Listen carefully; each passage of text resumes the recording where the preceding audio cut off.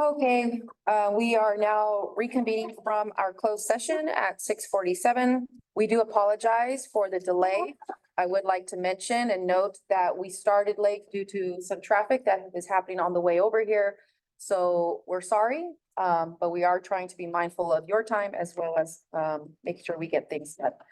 We were unable to complete what we needed to talk about in closed session, so we will be reconvening. We will be going back after open session. So go ahead and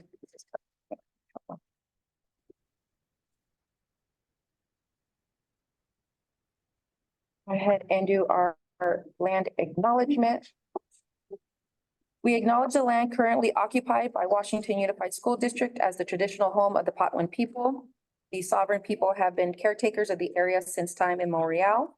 Despite centuries of genocide and occupation, the Patwin people continue as vibrant and resilient federally recognized and unrecognized tribes, bands, and rancherias. And today we honor and recognize our Patwin tribal neighbors for their contribution as the caretakers of the Sacramento Valley and honor their sustained existence. With their blessing and continued guidance, Washington Unified School District seeks to provide an accessible, equitable, and supportive institution of learning and experience. And now we will stand for our Pledge of Allegiance.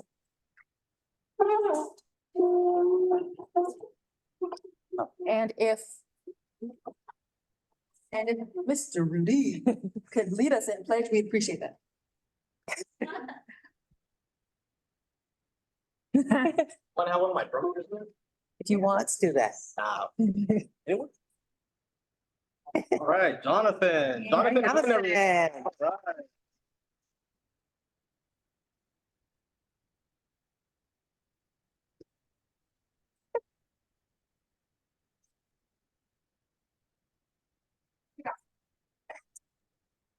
I pledge allegiance to the flag of the United States of America and to the republic for which it stands, one nation, under God, indivisible, with liberty and justice for all. Thank you. Thank you. All right, now we're going to do our roll call. Vice President Pizzotti. Here. Clerk Kirby Gonzalez. Present. Trustee Wong, who is teleconference. Okay, and Trustee Venegas. Present. Awesome. And I too am present. And as I mentioned, we did not finish our closed session, so we will be going back into that. Are there any changes to the agenda before we approve it? I have some changes, President Coffee. Thank you. I would like to move consent agenda item 4K to action item 3 for clarifying questions. And we would like to move the consent agenda to be before information and discussion items. So we're going to move O to above N for special guests. And we would also like to move N2 to N1. So we'll just switch N1 and N2. So N2 will go first. And with that, I make a motion to approve. Okay, so we have, I think I'll second. Yes. All right. In that case, because we have teleconference, we need to do a roll call vote. Vice President Pizzotti. Aye. Clerk Kirby Gonzalez. Aye. Trustee Venegas. Aye. And Trustee Wong is still not with us, so and I too say aye. All right, so we're gonna go ahead and move to the agenda items. So then. All right, and now communications and celebration of the River City High School Marching Band, Matt Ainsworth. Or Austria Streak.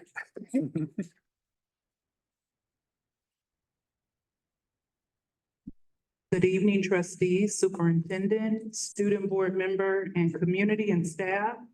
Mr. Ainsworth couldn't make it this evening, so I have the pleasure to introduce Ms. Narrows and our River City Regiment.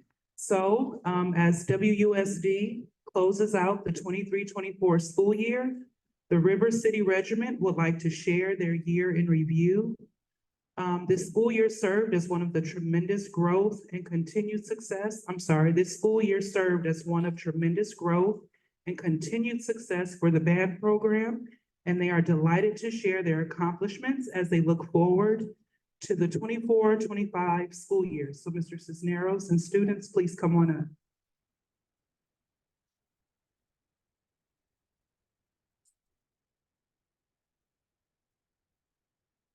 Hello, is this on?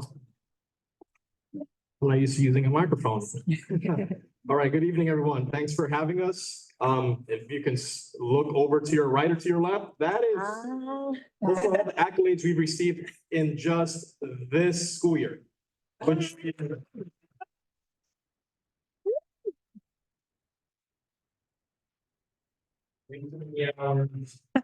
it was certainly worth it. I have my two drum majors here, Jonathan and Phoebe, who will also be presenting a few of the slideshows and will be sharing their experience being a member of the River City Regiment. So without further ado, we may start the presentation.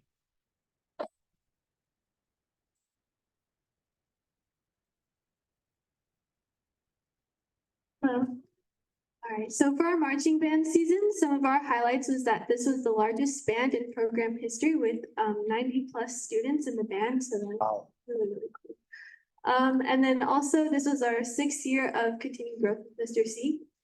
Our season awards included first place in music, first place in visual, and first place overall at for our division in the Liberty Band Review. Our color guard also got first place and 3rd place for our percussion. At the Del Oro Band Review, we received 4th place in our division and 5th place for brass. At the Lodi Great Bowl Classic, we received 2nd place in 3A division. And then at the Review of Champions, we received 8th place out of 21 bands. Our final score was an 87.8, which was the highest score in school field show history this year. And then next year for 2024, our projected number of members is going to be over 100. Wow. Wow.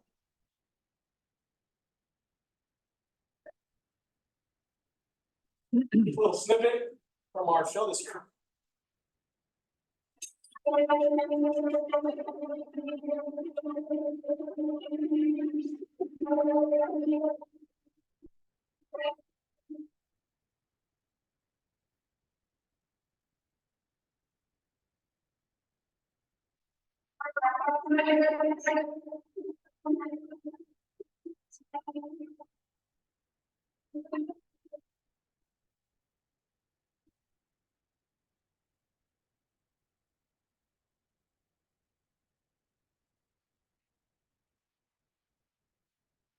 All right, next up is the River City Big Band. That's our jazz program.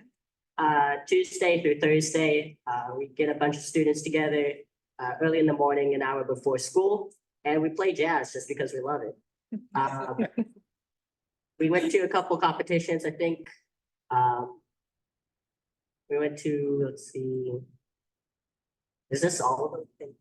Yeah, so I think 2 of these were from the fall and 4 were from the winter. As you can see, we got like unanimous superior, we got some good ratings. And then we also did some other fun performances like near the end of the year, we did a collaboration with the Sea Monkeys. And yeah, we just had a lot of fun this year.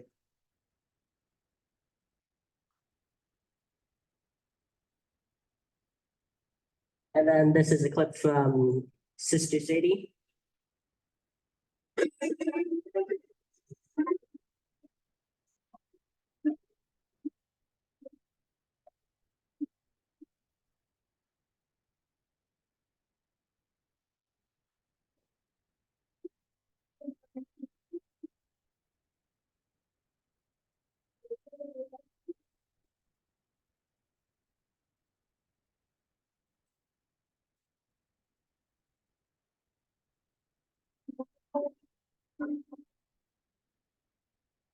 Gotta love the big band. I will be the representative for the River City Winter Guard, who is actually performing at the River City Dance Show tonight and tomorrow. So make your way on out, support Constance Adams and the rest of the River City dance students as they perform their show for the final time. So this is the Winter Guard. This is a group composed entirely of members that want to perform color guard activities without the need of a band. And so they met 3 days a week in the evenings, plus weekends. Their season went from December through April. And the program actually went up a division. So we were in the lowest division, the most novice division. So this year we actually grew in size and skill level. So we were able to bump up to another division. Our group grew from 12 to 20, and it was a tremendous effort to see the amount of growth we had. At the beginning of the season, we were doing pretty well. Middle of the season, we had hiccups like any activity would. And then we grouped together and we had the most amount of success by getting 3rd place out of 12 in the Scholastic Regional 2A division for the Northern California Band Association. So here's a clip of their show so you can watch what they've been doing.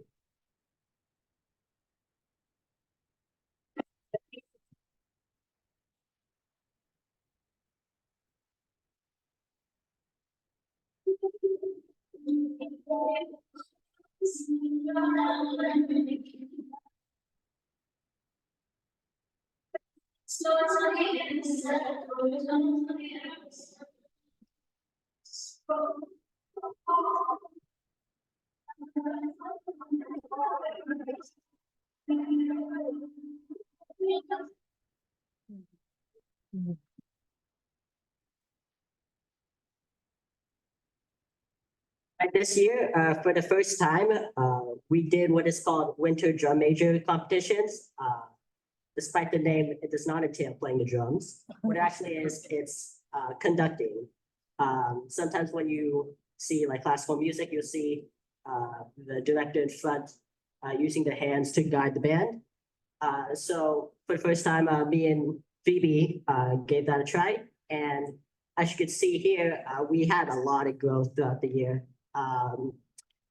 We started with 6th and 9th place out of 22 at the beginning, and then at the end, I finished with 3rd out of 51.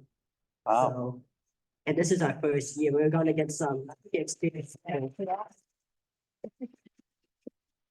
So yeah, we just got to explore a new, more artistic side of conducting. It was a lot of fun. You can see here, I got to kind of dress up as a detective for my show, Chicago 1930. Phoebe did her show Afterworld, and it was just a cool new experience.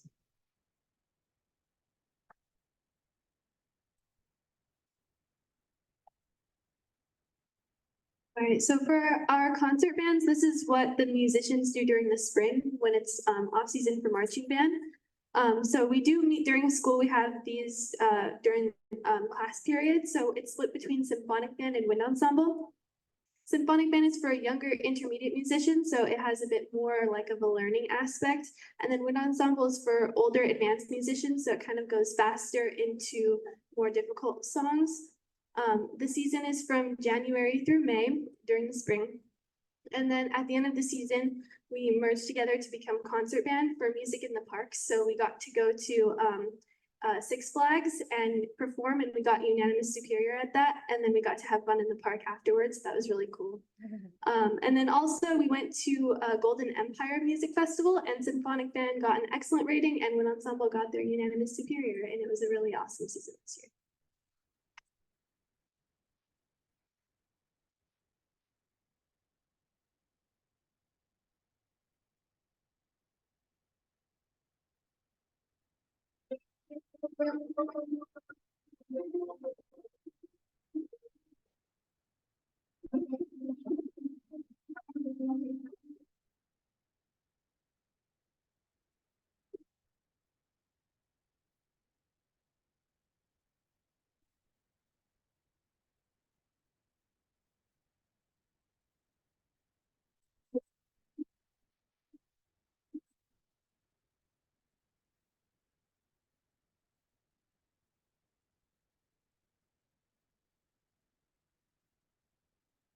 Overall, I've been doing band, this is my third year, I'm a junior. And it just has been so much fun. I've made so many friends. It's one of those things where whenever I go into class, I'm excited to see the people in band. And then I got to explore a really awesome side of art with music. And it's also very challenging. It's pushed me to really improve myself, both like skill-wise and as a person. And I'm really enjoying band.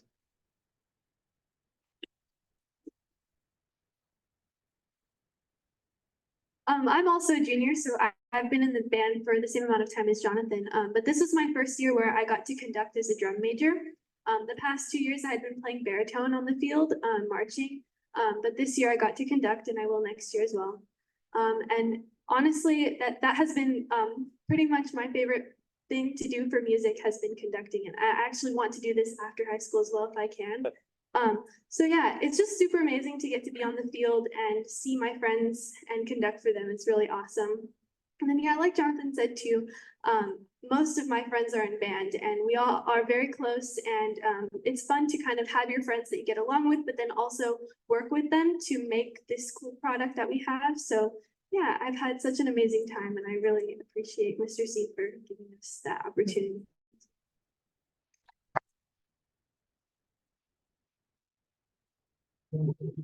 Statements. So it's been 6 years. I've been here since 2018, band of 50, band of 105 next year. Looking forward to seeing all y'all at the football games, at any of our competitions, once I post them somewhere. But I do want to make a plug.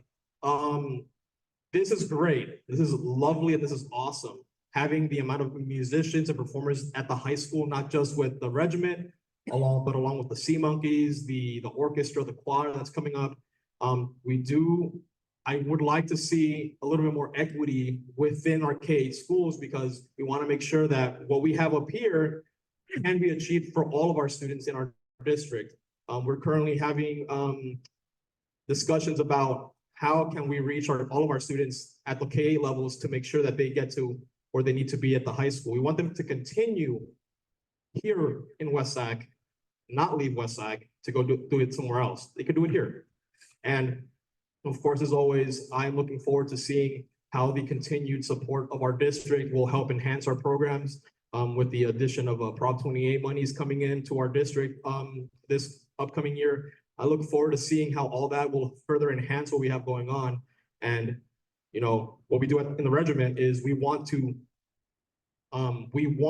showcase what we have going on in West Sac.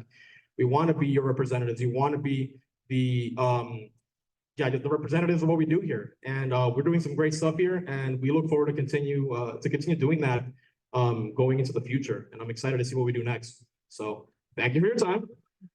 Public speaking is difficult, but we did it.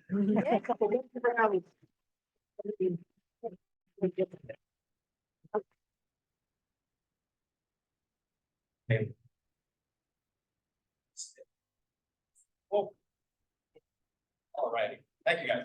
Well, before you guys actually sit down, we want to come up and take a picture with you guys. It's a job well done for sure. Okay? By those trophies. By the trophies. Yeah. Yes, thank you.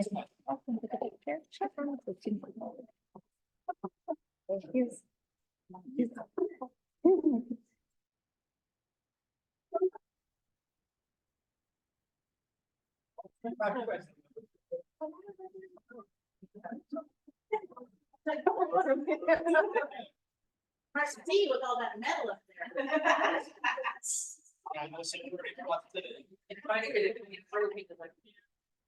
One, two.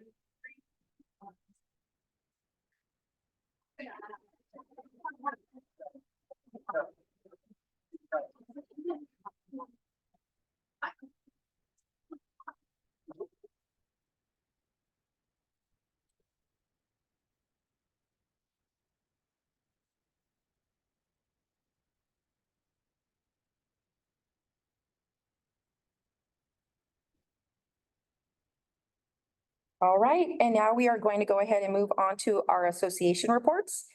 Our first report will be from our student body Student Board Member Anna Maxwell from Washington Middle College High School.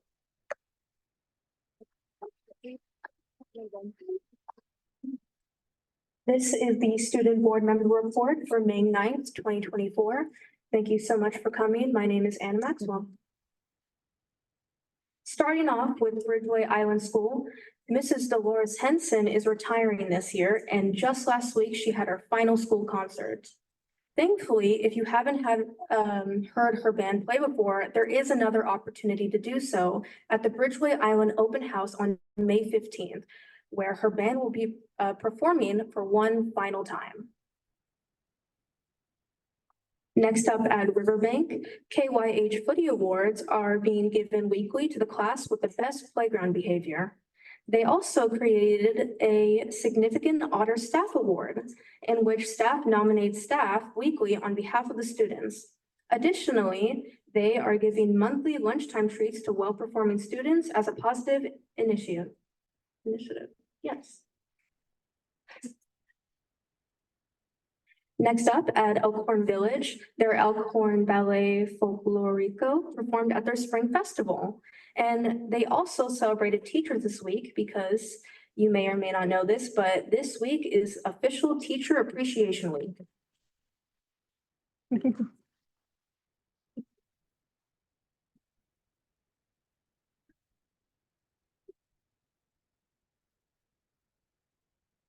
At Southport, they also celebrated staff, and as you can see, they had a multicultural assembly.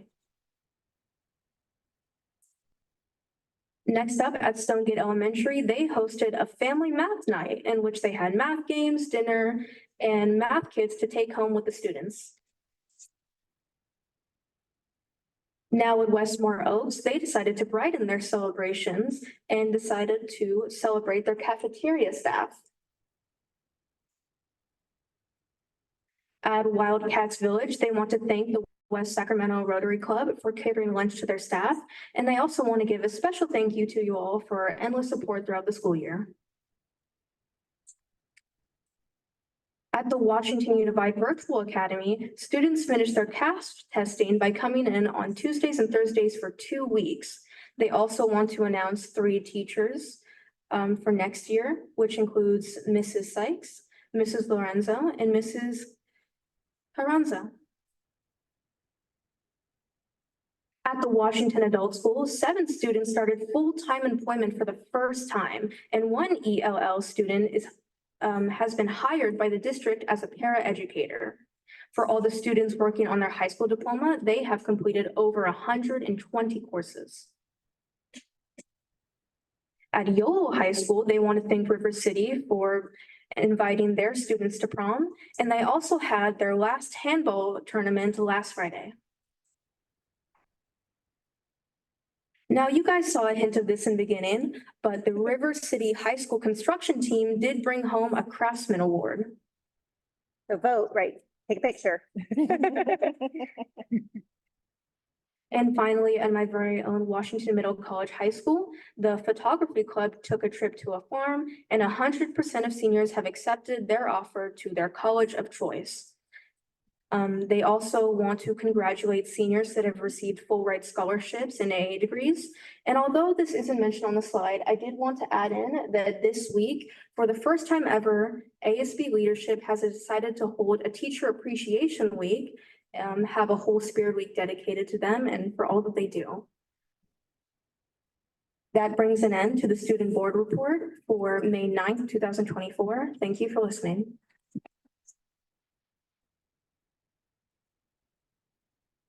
Thank you. And if you would like to continue to stay with us, you are more than welcome as usual. But if you have other desires, then you are more than welcome to leave as well. All right. And now for our next association report, CSEA with, I'm thinking President Daniel.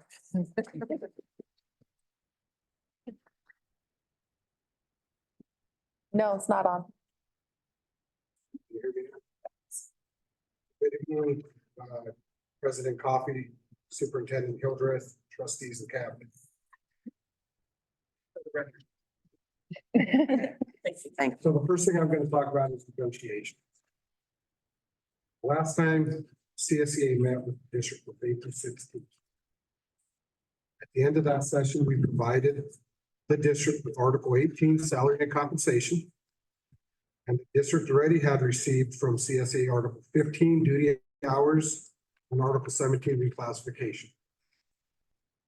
We're scheduled to meet Tuesday, April 30th.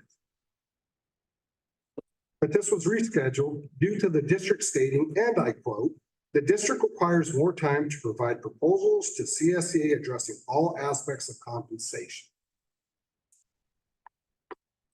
I can't help but address the total disrespect that we feel from the district. This is now the second negotiation year in a row where I stood up here before this year's negotiation and expressed at the previous negotiation session, we had 4 to 6 week breaks between sessions. And I'm going to bring up WSTA, but hear me loud and clear. This is not towards them. So I will never talk bad about them. So like I said, we were scheduled to meet April 30th. Well, the district met with them on May 7th and May 8th. It only appears that they wanted to hurry up and settle with WSTA, the teachers, so they could just throw to us the same proposal that they gave. Well, that's not going to fly this year. Because let's talk about budget study and 1%. We're presented some information at the budget study. And 1% for CSEA is $200,800. WSTA's is $464,300, at least the numbers that we will present. So as I get ready to meet with the district Tuesday, May 14th, we are expecting equity, not equality. So our percentages are different and we expect our proposal to be different. It's not the same. And again, I find it a shame that we are canceled and priority is to another bargaining unit to run up negotiations. I mean, there were things you could at least met with us and I'll just tell you, we probably have, other than the other three, the 3 articles I expressed, we have 4 ready to go. So we could have met on the 30th and provided more articles because this is going to drag on. And again, two of my negotiating team members, they're not 12-month employees. So June 5th, they're gone for the year. So that's also a concern. And as we cancel dates, it just drags on the process longer and longer. The next thing I want to talk about is investigations of personnel issues.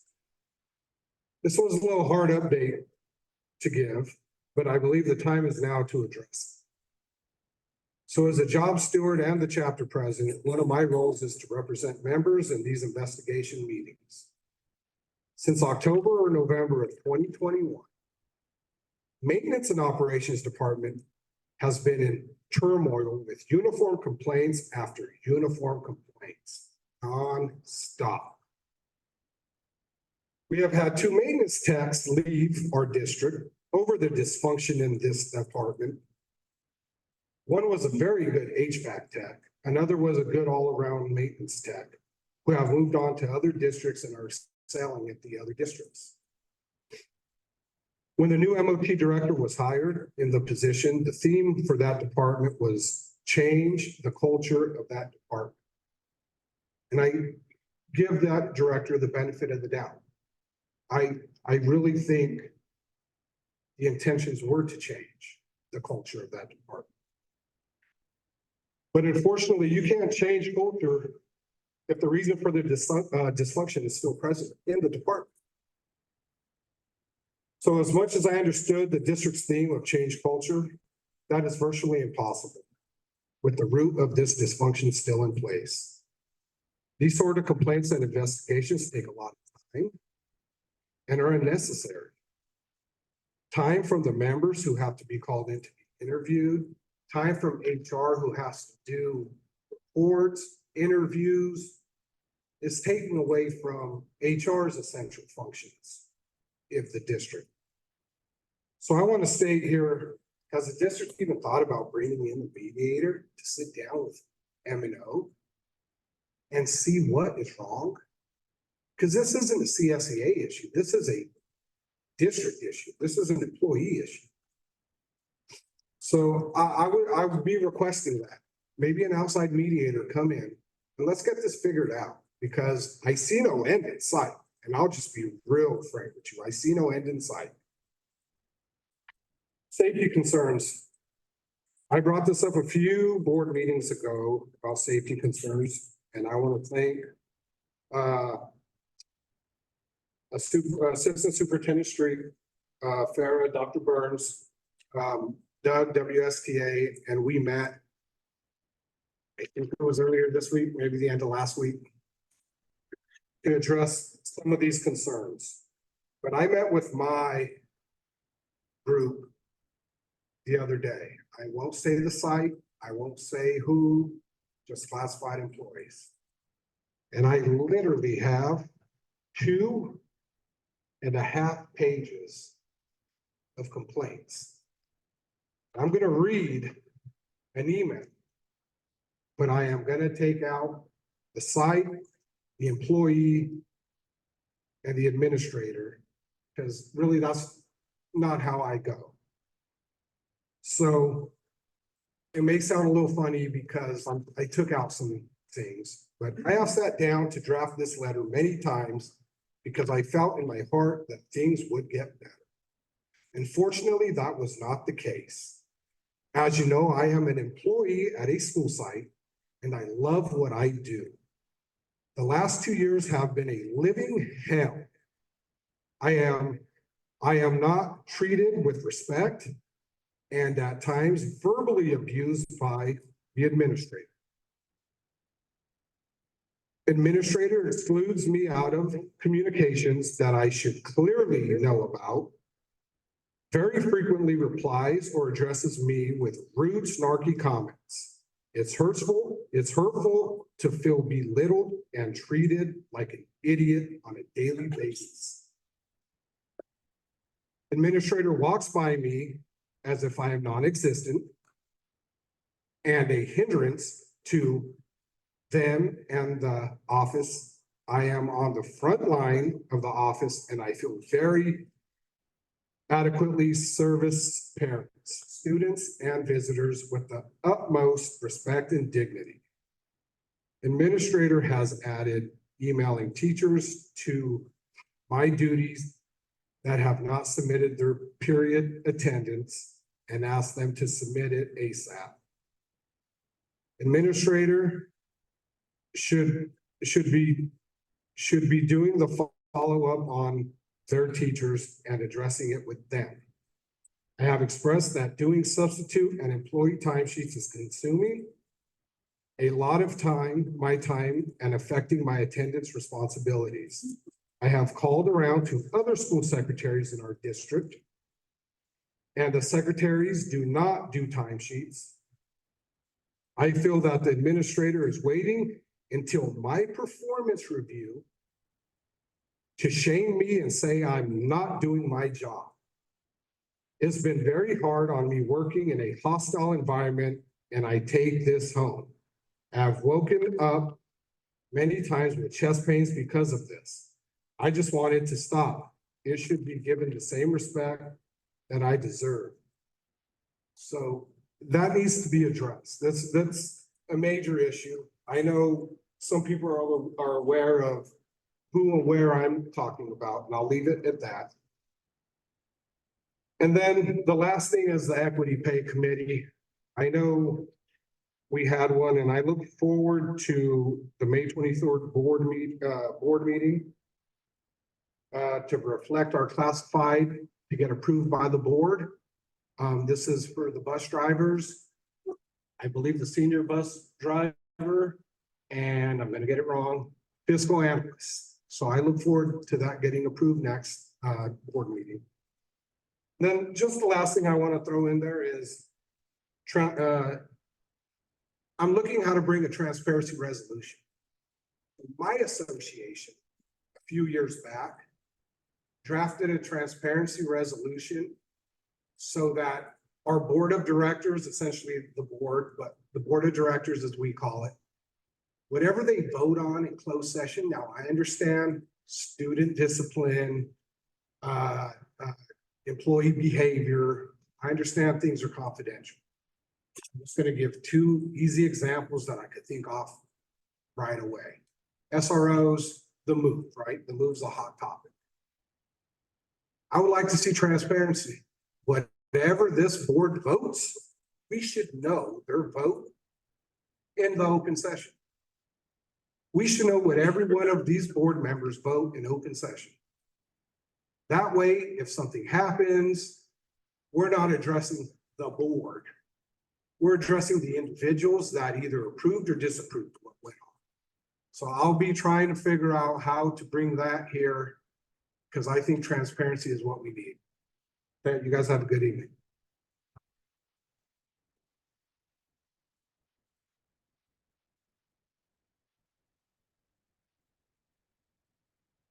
Thank you. And now for our WSTA report. President Knapp.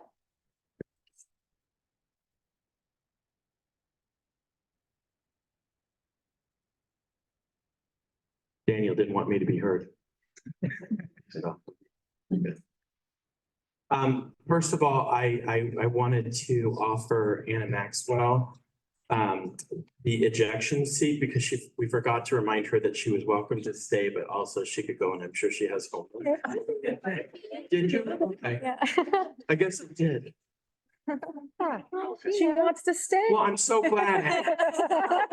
So now I'm just gonna make eye contact with you. Super embarrassed. I'm riveting stuff.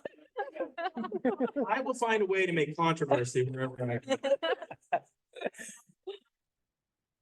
It is, well, her principal wants to remind her it is final swings, but I'm glad you're here. First of all, I want to start off, I'm sorry, good evening, President Coffey, Vice President Pizzotti, trustees and cabinet. I wanted to start off by thanking both the WSTA and the WUSD bargaining team for working extremely hard to come to a final agreement, tentative agreement on salary and benefits, and also on our community schools language in Article 23. It is very clear at this moment that WUSD recognizes the financial challenges that face our members moving forward. While both parties recognize there is more to do to recruit and retain quality educators, WSTA appreciates the commitment made in this tentative agreement, and we're glad to move forward. I also want to qualify that by saying WSTA vehemently supports CSEA in their negotiations, and we recognize that you have a responsibility to fight for equality and equity for your members, and we are not going to get in the way of that in any way possible.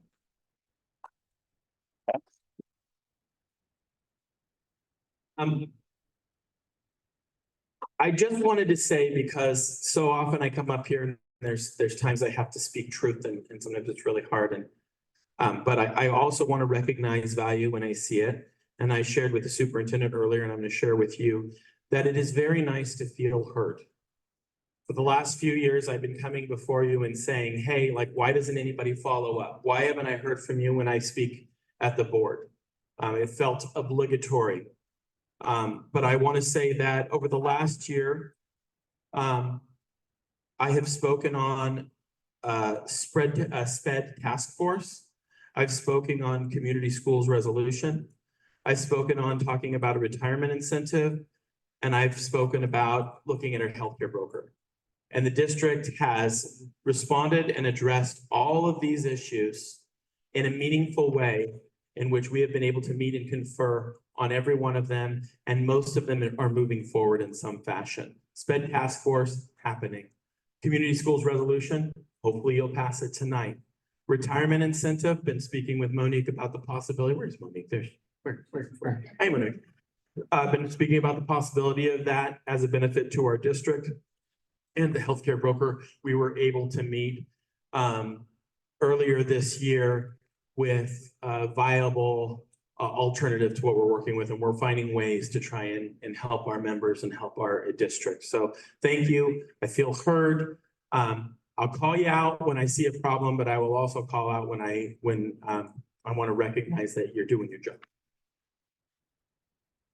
I want to talk a little bit about River City capacity issues because we know that River City was supposed to be bigger. There was supposed to be more buildings.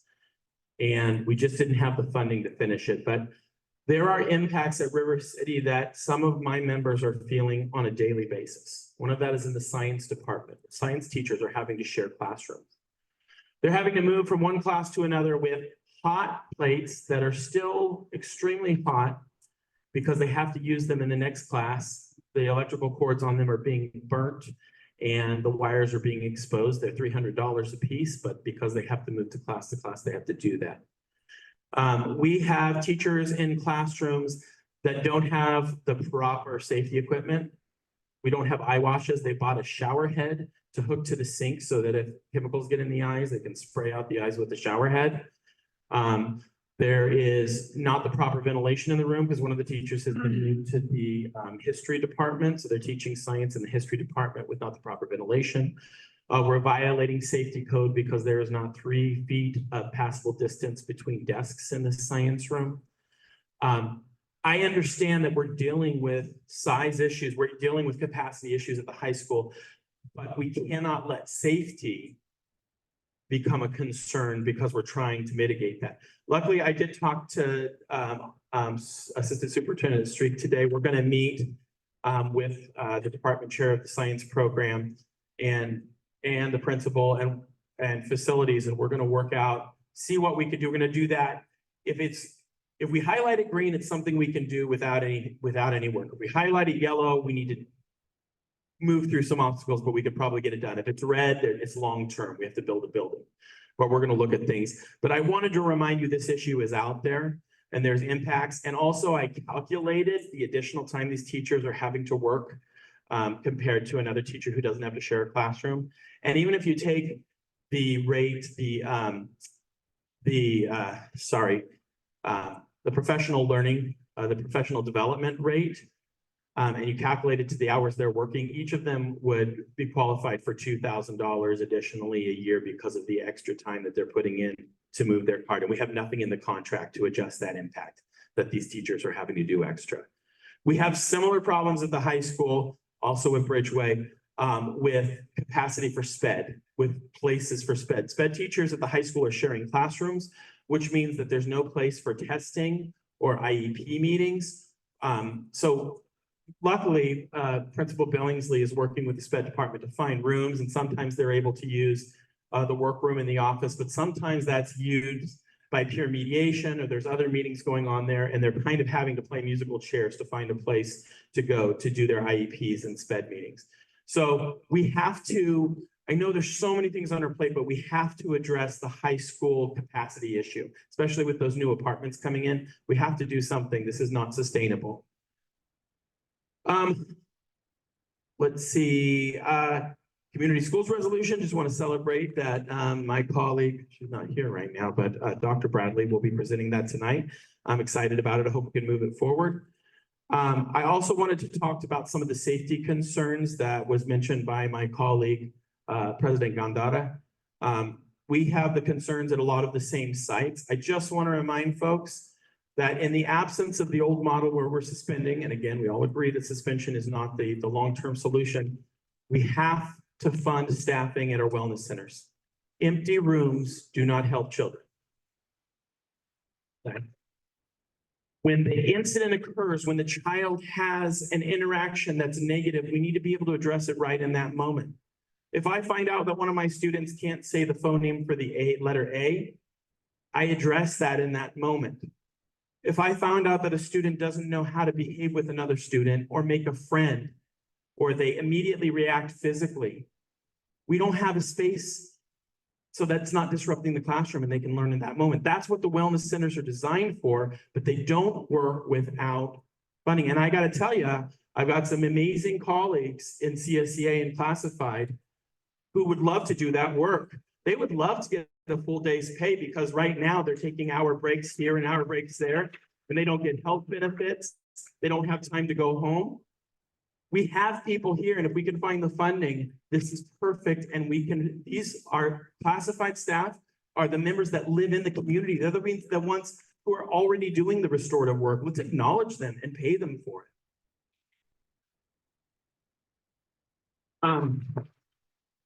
Just really briefly, I wanted to acknowledge that my friends from Westmore Oaks are in the house.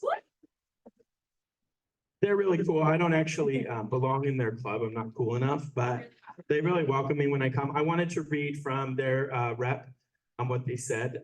This is from Asia Junk. She said, "I'd love to give a shout out to the amazing staff at Westmore Oaks and thank them for showing up tonight despite the short notice of the location change.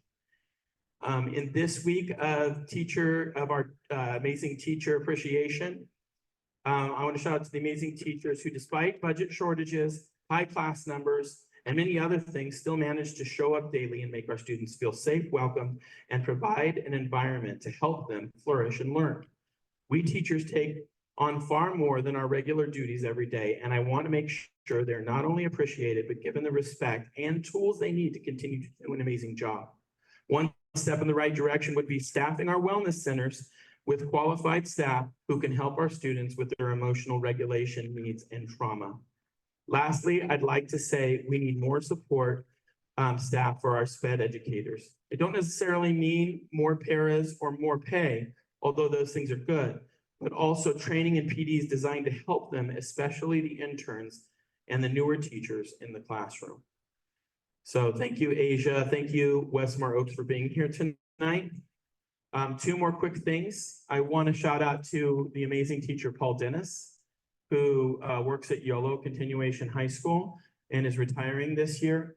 But if you want to talk about someone who walks the walk, you want to talk about someone who provides something for kids that is on their own time, his handbell program has changed lives in West Sacramento. And I sure hope that we can find someone to carry it on when he leaves us. Sometimes you work at YOLO and you don't get seen as much. It's a smaller school and it doesn't get all the shiny spotlights, but Paul Dennis is an example of why we should pay more attention to YOLO. And then finally, Teacher Appreciation Week. It's an appropriate time of year to have Teacher Appreciation Week because teachers need to hear a thank you right now. So teachers love gifts, they love presents, they love all that, but honestly, what, at least in my experience, what teachers love more is hearing what they mean to people. So if you have kids or you have a child in a class, just tell a teacher what it means to you that they do that work. And that's all. Thank you very much.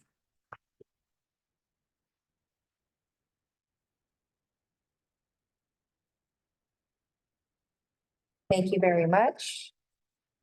And now we are moving on to our public comments. And before we get started, I have a disclaimer. At our regular board meeting held on February 9th, 2023, the board resolved that written public comments received by 3 p.m. on the day of the meeting will be provided to the board, but not read into the record during the meeting. Members of the public may address the board on the topics of our board agenda during every meeting. In addition, during regular meetings, the public may also address any topic within the jurisdiction of the board. Please know the board is listening to your comments, but by law cannot meaningfully respond in this forum to items not on the agenda. The board may limit the total time for public input on any topic to 20 minutes unless it waives the item limit for an item. Individual speakers may be limited to 3 minutes to comment on any topic. The board respects the right of members of the public to speak regarding matters within its jurisdiction. However, please recognize that comments regarding students other than the speaker's own children made during a public board meeting may be a violation of the student's right to privacy, and thus the speaker may be legally liable. If you reference a student's name other than your own student, you may be deemed out of order. Furthermore, it is important for the public to understand that negative or derogatory comments made against district employees or others, even those made in the public board meeting, may be actionable civil defamation. Although the board may not prohibit such comments, board policy allows the public to lodge complaints against district employees, providing more opportunity to be heard than is allowed under the open meeting law that governs this meeting. So with that being said, we are going on to, I was gonna ask, do we have any public comments? Two? Okay. Mario, who is our first one? Our first public comment request is from James Colligan. I was like, here. Here we go.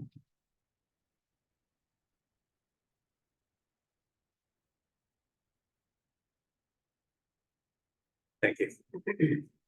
Good evening. My name is James Colligan. I've been a teacher at River City High School for 13 years.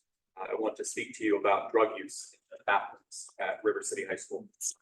My students passed around a petition in the last 2 weeks. It has 244 signatures.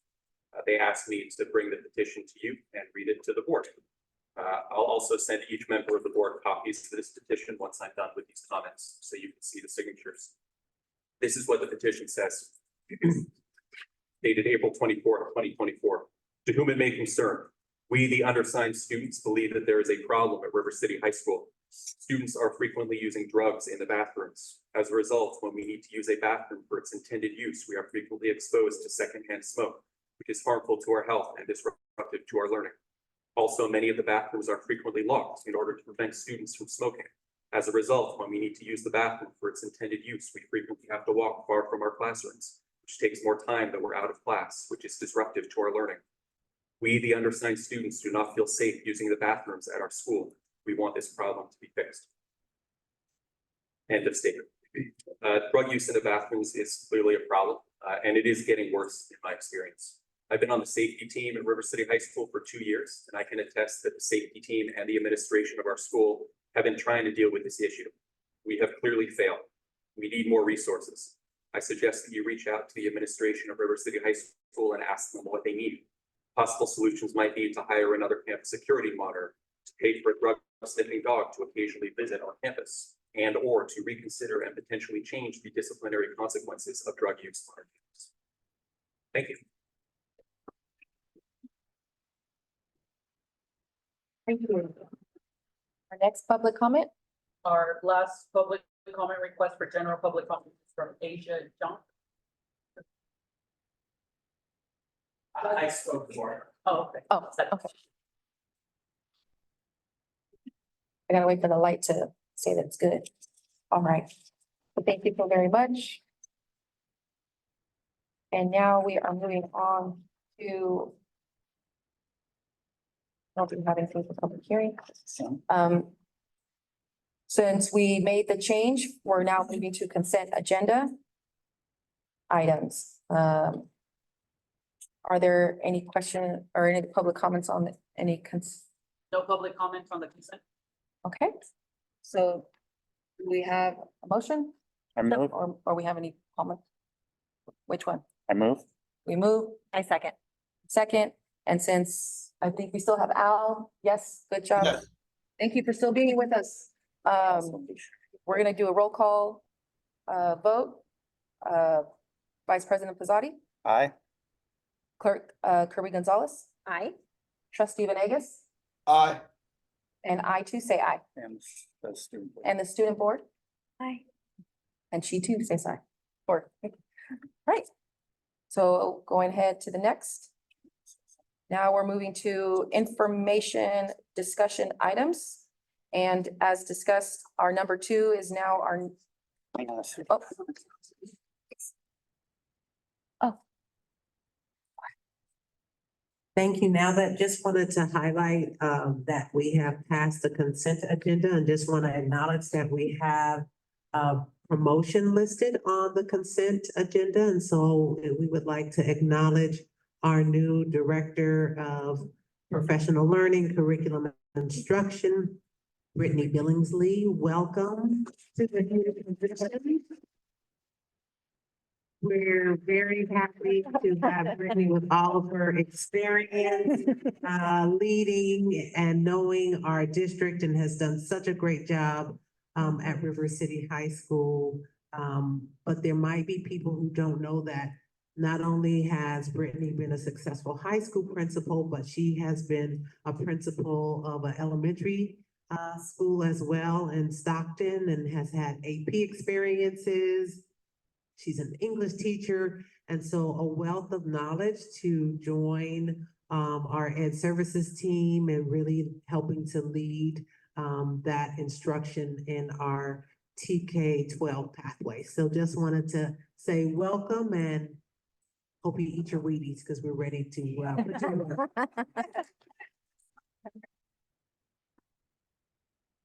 All right.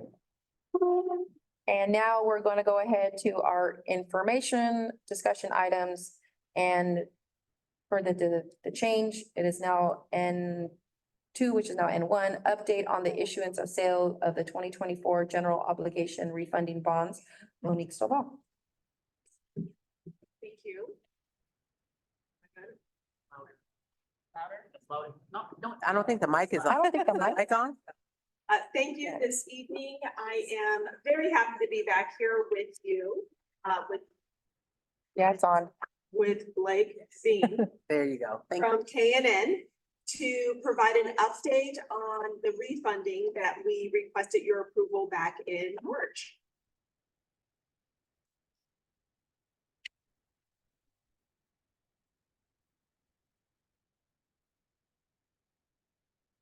Good evening. Can you guys hear me okay? Yes. Okay. Yeah, it's a pleasure to be back, which we committed to when we presented the board with a resolution to authorize this GO refunding. So we're back now to share how it went and final results. So the bonds priced in early April, on April 11th. And actually successfully closed just earlier this morning.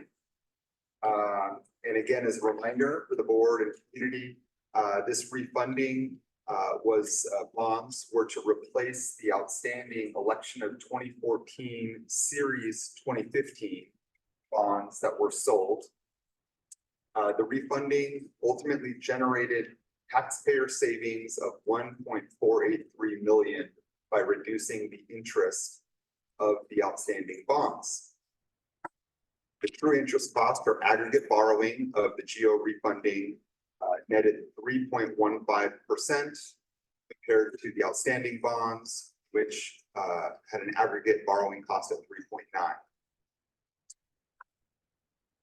The total maturity term or final maturity, which is highlighted in the table at the bottom left, did not change. The bonds remain consistent with the original final repayment on August 1st, 2040.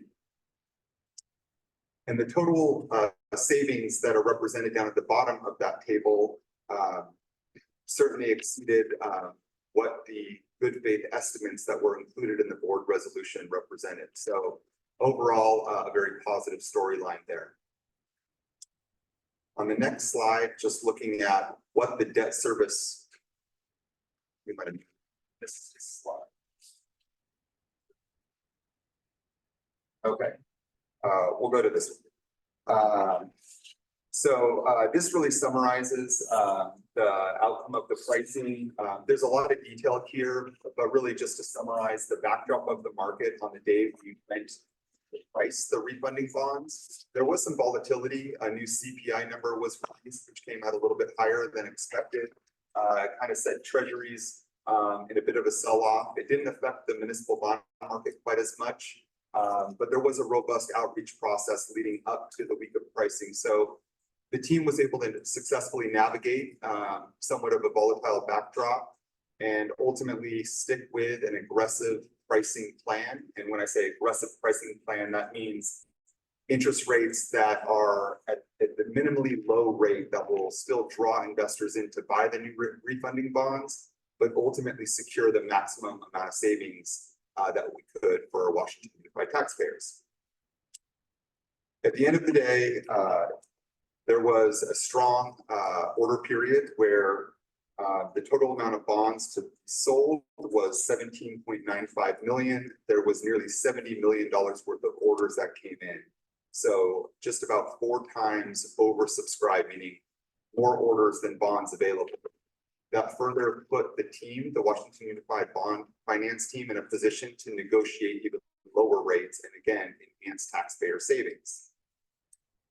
The table at the bottom shows the estimates that were included in the bond resolution, whereas compared to the final savings that were realized at the conclusion of the pricing process. And just to go through those, gross savings netted about $320,000 more than were estimated, as previously mentioned, totaling 1.483 million. On a present value basis, or in today's dollars, that's about 1.168 million, or 5.7% as a percentage of bonds refunded. That percentage is important because we look at that in the industry as a benchmark, telling whether or not a refunding is viable or not, and usually 3% is kind of the minimum benchmark that we'd like to see.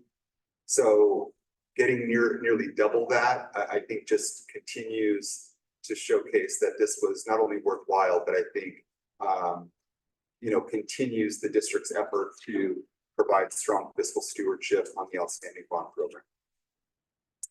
The next slide. This is just a snapshot of what we have the opportunity to see as a bond finance team, and we wanted to share this with the board and community. The bonds that are sold, it's not a single bond. There's bonds that mature in each of the years through the final repayment. And the blue bars represent the amount of orders that came in for each of those individual bonds. And I mentioned earlier that there were oversubscriptions, and that's certainly what's represented in this bar chart here, is that there are more orders represented in blue than bonds available, which are represented by the little black designated lines within those bars. On the next slide. This is just a summary of the investors that did purchase the 2024 GO refunding bonds. A lot of prominent names like PIMCO, BlackRock, Nuveen, Goldman Sachs. So refunding is not only an opportunity to save taxpayers money, but it is an opportunity to have active communication with the marketplace. So when the district is in a place to sell the next series of Measure Z bonds, these are the investor accounts that will be called upon to step up and buy those bonds, when that time comes. And the more audience you have, the more demand you get for the bonds, the lower you can drive down the borrowing costs of future bonds moving forward. So it really is a building block type effect when you have this level of reception each time you go to market. The next slide. This is just a brief recap. I think that there were some suggestions made by the board to showcase what the old debt service looked like relative to the new debt service of the refunding bonds. And that's represented in the table to the right. And you can see in each year, there's approximately $90,000 to nearly $95,000 of savings in each year, which accumulate to the $1.4 million worth of savings overall. In the table to the left on that same page, just again summarizes some of the major bond statistics. The main I mentioned earlier, where we reduced the prior bond interest rate amount of 3.9 down to the current interest rate of 3.15. That's where those savings are generated. It's an interest cost for the bond repayment. The next slide. One of the highlights of Washington Unified's bond program is a really strong bond rating that helps to facilitate the audience of investors that come in to purchase the district's bonds. We continue to engage with Moody's Investor Services as one of the primary rating agencies on a global basis. That works with Washington Unified to assign a rating, and then that is then communicated to investors so they can gauge their level of interest and at what rates. A AA2 rating does position Washington Unified among the upper tier of California school districts, and some of the highlights that they mentioned that qualify that AA2 rating is a strong financial position, favorable economic indicators, and good governance.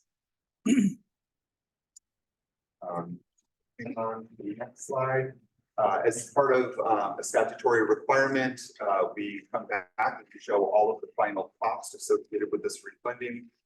By line item, all of the professionals that were a part of the bond financing team to see this through.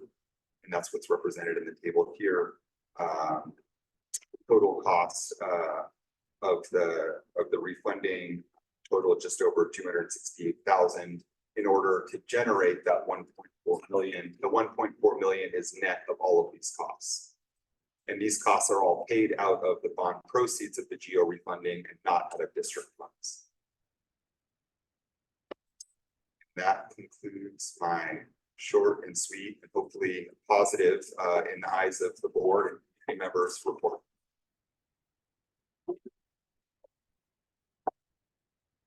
Thank you. Any public comments? No public comments on this item. No public comments. Any comments from the board? I just have one question.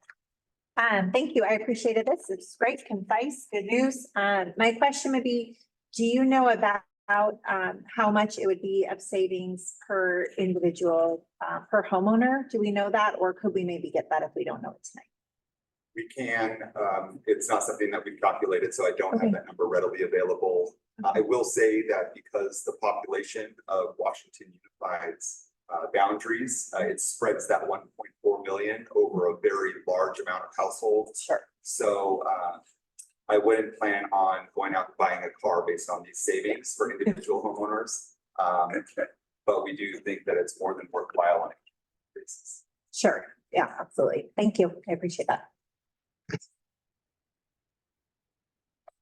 I just quickly wanted to look at what the 1.4, is it 1.482 million? Is that what the number is? Yes. And then the other number is 1.168 million. Is that what was proposed last time?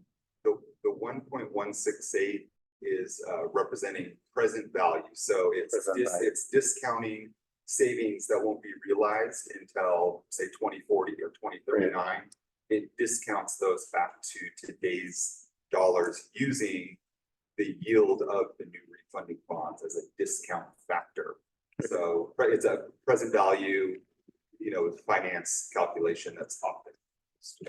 So is the 1.48 over and above the 1.68, or is it 300 and change? So the 1.48 is the actual amount of savings to be realized. Right. Over the full term of the repayment. We then do a different calculation. So we discount that 1.4 to just say, what would that look like in today's dollars? So the 1.168 is not a real dollar amount of savings. It's a calculated amount just for people who are interested to know what that 1.48 would be in today's dollars. So hopefully that makes.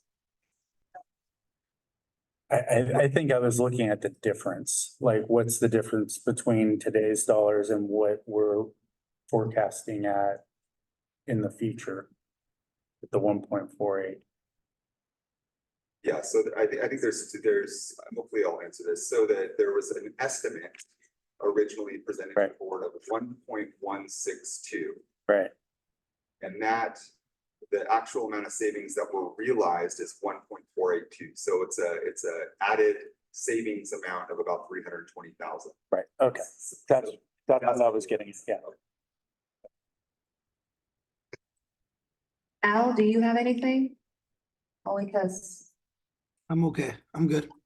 All right. Well, in that case, any questions about bond? Anna doesn't have anything either. All right, and so. Okay, sounds great. Thank you. That was it. I have no questions. That's what you were waiting for. And now we are presentation of the first draft of the Washington Unified School District Community Schools Resolution. Oxford Streets. That's not going to be this recognition. This is crazy.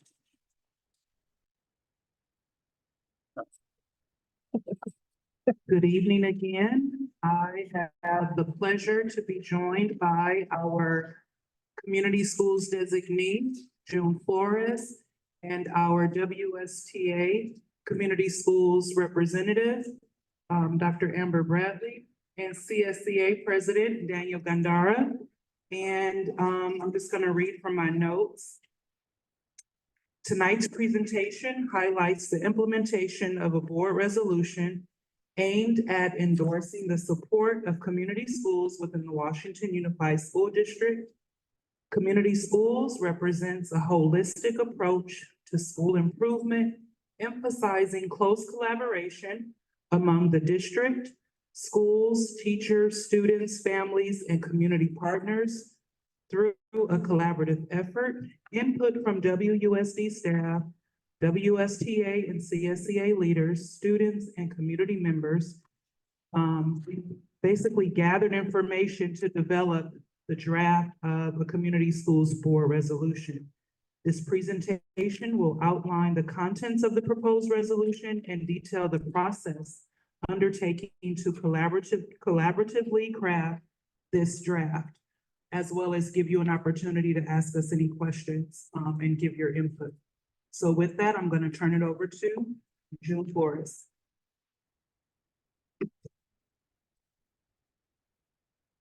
Good evening, esteemed Superintendent Hildreth, President Coffey, distinguished board trustees, honorable cabinet members, and the cherished members of our WSD family. I'm honored to address you alongside my esteemed colleagues. As Assistant Superintendent Street mentioned, Dr. Bradley from WSTA and Daniel Gandara from CSCA to present the Community Schools Board Resolution draft. Next slide.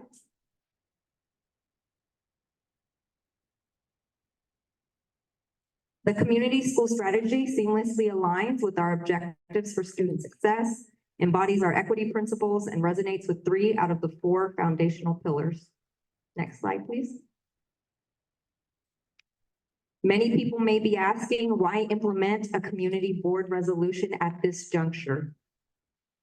But it serves as a pivotal step towards reaffirming the unwavering dedication of WUSD admin and management, WSTA, and CSCA to nurturing positive relationships and ensuring the provision of comprehensive support and services to our students and families through the community school strategy.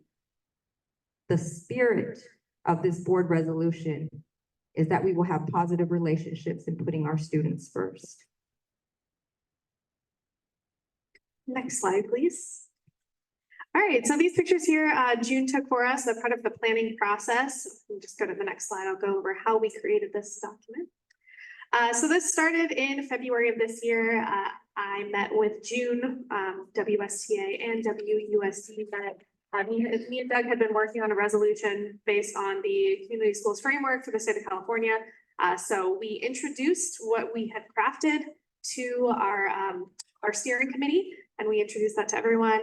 The steering committee then gave us feedback on that during the meeting that we had, a special meeting in February. We got the feedback from community members, from staff, from teachers, from parents, from all of our partners in community schools. And then we revised it based on all the feedback. We were given a lot of feedback. Actually, even Representative Pizzani was there and he gave us feedback as well. He told me that I needed to shorten it, so I did. And then, yes, so we did that. We did shorten it, not quite as short as he wanted it, but you know, we worked on it. We received more feedback. We brought it back after the revisions, had another meeting, received more feedback, and then revised it again. And so now you are all seeing our final draft that has been gone through revision after revision with the community being a part of the process. Next slide, please.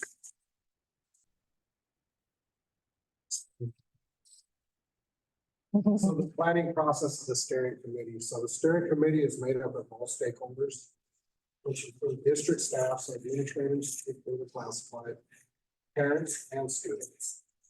These meetings are for gathering information and coming up with a plan for student growth and development. One of the ways that we gather data is to obtain surveys from district sites, as all sites have different needs. And some examples of student support or Yellow Food Bank that we have, we're contracted with, and also UC Davis. Okay, so we aim to underscore particular language written in the board resolution, emphasizing the collaboration between WUSD administration and management, WSTA and CSEA to strengthen student support and services. So this is a prime illustration of our shared goal to put students first. WUSD youth should have access to an array of curricular and extracurricular learning opportunities that promote their full development. And WUSD youth and families should have access to an array of health and social supports that enable such development. Growth of WUSD students must be a shared effort of educators, administrators, school staff, community partners, and families. Next slide, please. And to finish things off, WSD shall engage with labor organizations to explore opportunities for inclusion when new programs or activities arise. So this is really a collaborative effort between all of us here and of course the community. So we are excited to present it to you now. If you have any questions.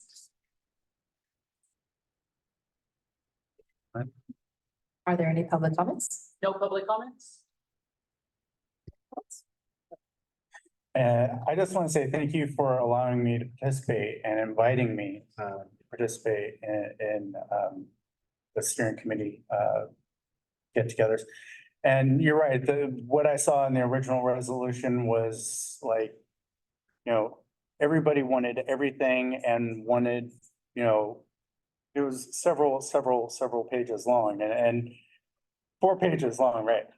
At some point that's gonna lose its effectiveness. So thank you for, listening to what little old me and what my input would be. I appreciate that. That's very good. I am, looking forward to supporting the resolution. I absolutely believe in what we're doing, so. Thank you. I appreciate this work, and I'm so glad that it is here for us today, ready to support. But I have 2 questions about specific wording. And so one, I noticed that when I saw the pictures and who was in the room, Director Rahale Adabaki was there and Coordinator Ryan Carroll. And I bring them up because of our incredible programming that they're doing with our after-school programming, which is award-winning. It is equity-based. They are really doing incredible things. And I want to make sure that work is seen, because when I read this statement, I felt like maybe it wasn't.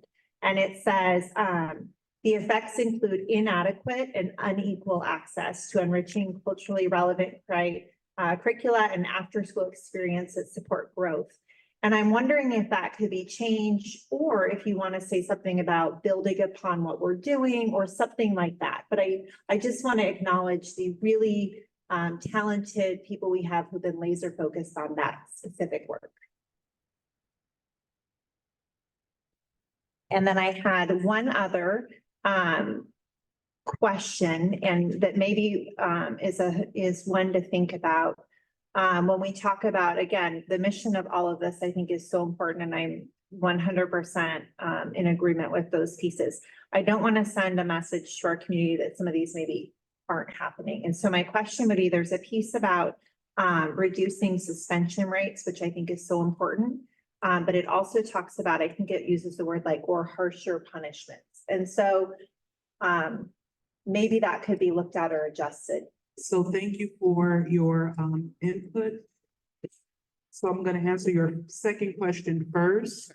The language that's that you're quoting is actually lifted from the actual CDE, California, Community Schools Framework. So that doesn't necessarily mean that it applies to a current practice in our district, but it's lifted right from the framework.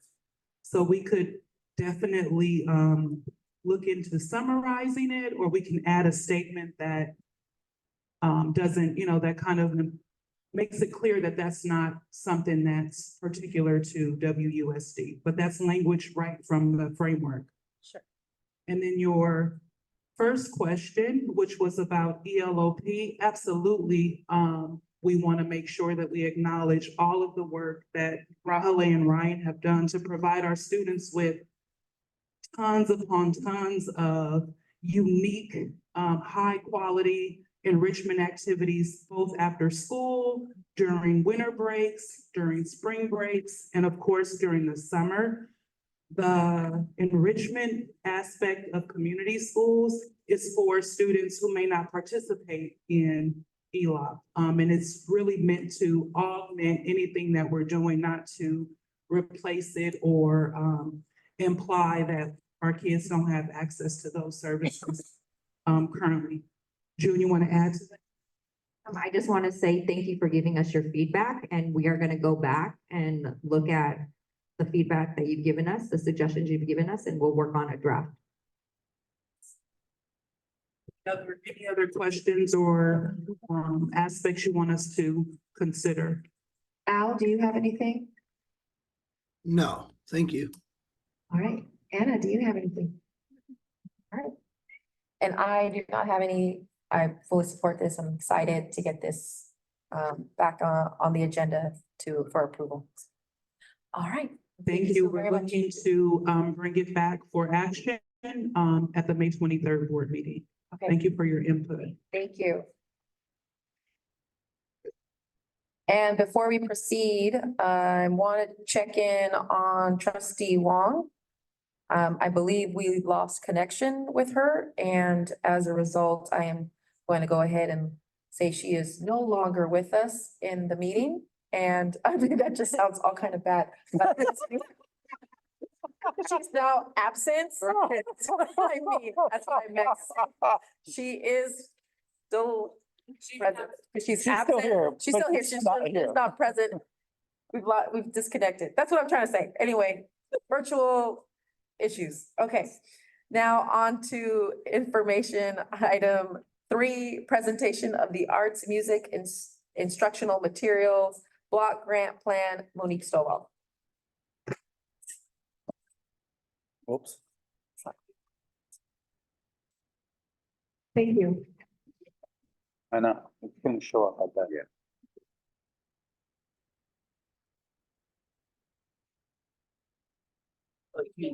I just into the microphone, so the record. Thank you. This evening, I am presenting the Arts, Music, and Instructional Materials Discretionary Block Grant Plan for review and discussion. Next slide.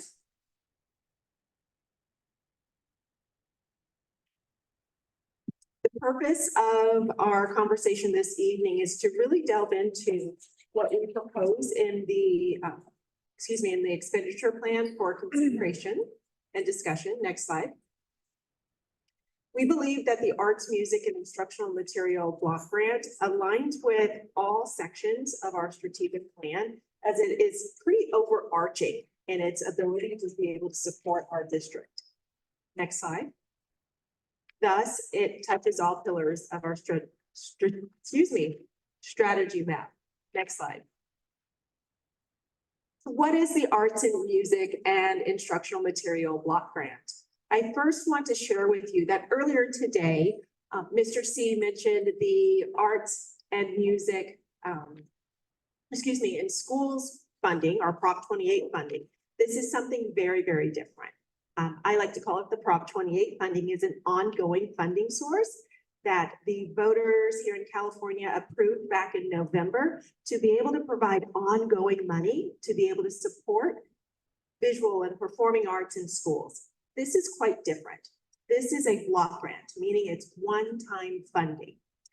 It was approved back in May 2023 with the budget. We were, December 22, we were supposed to get our first allocation of it. And then our next allocation in May 2023. It requires a board approved plan and the funds expire on June 30th, 2026. So this is a one-time funding source. Next slide. So a little overview on the funding that we'll receive. Initially, we were told that we would receive $4,418,882. However, with the governor's budget for this year, that was reduced because the governor had to make some changes in the budget. And so that allocation was reduced by a little over 150,000. And so our true allocation came to about 4.3 million. Even though we were supposed to get this money last year, we finally received it a couple months ago. Next slide. So what can we use this grant for? We can use it for professional development and instructional materials. We can use it for instructional materials and professional development on improving school culture. We can use it for diverse and culturally relevant book collections for school and classroom libraries, for operational costs, very overarching, and COVID-related material supplies and equipment. Next. So what we propose as part of the plan is to focus on the operational cost portion of this funding source, knowing that we do have the Prop 28 funding that's coming, that's ongoing funding. Next slide. This is how we propose to use the funding to support the operational costs. As you see here, to expand on the allowable cost, it specifically states that it can support operational costs, including but not limited to retirement and healthcare cost increases. When we think about this, we really do think about the services and support that were available to us through the ESSER III monies that expire in September 2024. What we propose is to use about 2.8 million to continue those support services to help support and retain social workers, paraprofessionals, a teacher in special assignment, and certificated coordinator. We believe that this aligns with Pillar A and Pillar B of our strategic plan. Next slide.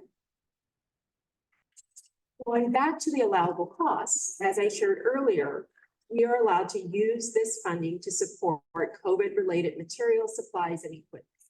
Next slide. Thus, we propose that we use 1.4 million, almost 1.5 million, to continue the health and safety supplies funded through ESSER, such as air filters and cleaning supplies. Again, we're looking at Pillar A and Pillar B. Next slide. So what are the next steps? We will revise the plan based on any input we receive from our discussion this evening. And then we will request approval at the next regularly scheduled meeting should we be able to make those changes by that time. Thank you.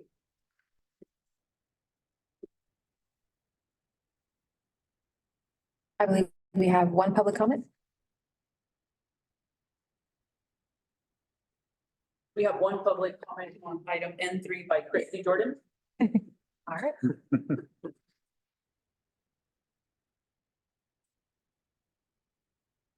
Thank you so much. This is so exciting to have these one-time funds. I work with an arts nonprofit. I'm accustomed to getting a grant and trying to figure out how can I optimize this to take care of as many of our costs as possible. I am mortified to see this music and arts grant and not one word of music or art is in any of the items listed to be used with this money. COVID-related materials, air filters, cleaning supplies. After we just celebrated our music program, we have Westfield that doesn't have a music program. Which certificated coordinator job is this? Why don't we have a VAPA coordinator to make sure K-12 has the appropriate social, emotional magic that comes from what art and music delivers to our schools. This town has spoken. We value art, music, and sports. Everyone in here values arts, music, and sports in your personal life. Do you go to the movies? Do you listen to music? Do you go to ball games? Yes, that's where we find joy. Let's help our kids find joy at school. Let's put some art and music into this grant proposal. Thank you. Thank you.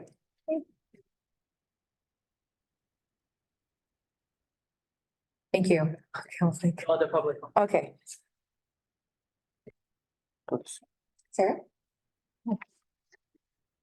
Thank you. I appreciate this. I appreciate hearing that it is different, from the Prop 28 and making that, piece clear.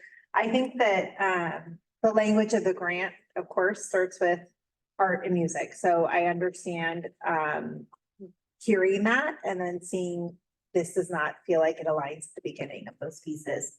I appreciate the creativity of the work with social workers, paraprofessionals. We know that that funding is going, but since this is also information, and I know that there's quite a bit of additional funding with this, I'd like to see us show how we're going to earmark some of that for some of the VAPA pieces as well.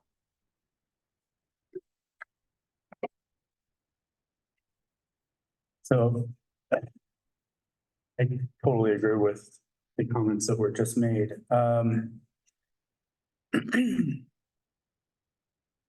do have a couple of questions. Well, first, I would just like to acknowledge Mr. C made an impassioned plea about, making sure that our K-8 schools have, great music programs to feed into the high school. And so I would say that, the operational costs, while are important, I believe that this is for other things first in terms of priority list of things that we should be looking at.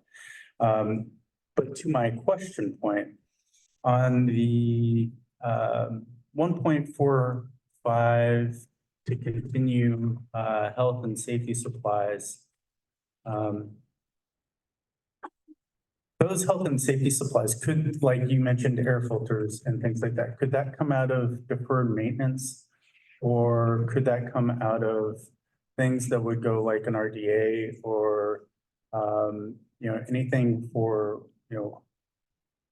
air filters for a building, something like that? Wouldn't that be? The most appropriate, I would say an appropriate funding source for that would be actually our routine restricted maintenance, which is part of our general fund. Those are general cleaning supplies. I think I'm trying to get away from the general fund stuff, but yeah. Yeah, typically the deferred maintenance is for larger maintenance type items. So let's say we needed to replace our HVAC system. That's what we would use deferred maintenance, not routine type of supplies with our air filters, et cetera. We're also looking at, we have our air filters that, the one that we, like you have at home that we're changing, but we're also looking at different types of air filters instead of having the big ones like we have in some of our rooms to get them smaller, them quieter to be able to put them in our classrooms. So we would be able to use based upon the allowable uses of this particular funding source to be able to purchase something like that. So I don't mean to like drill down on this point, but you say typically.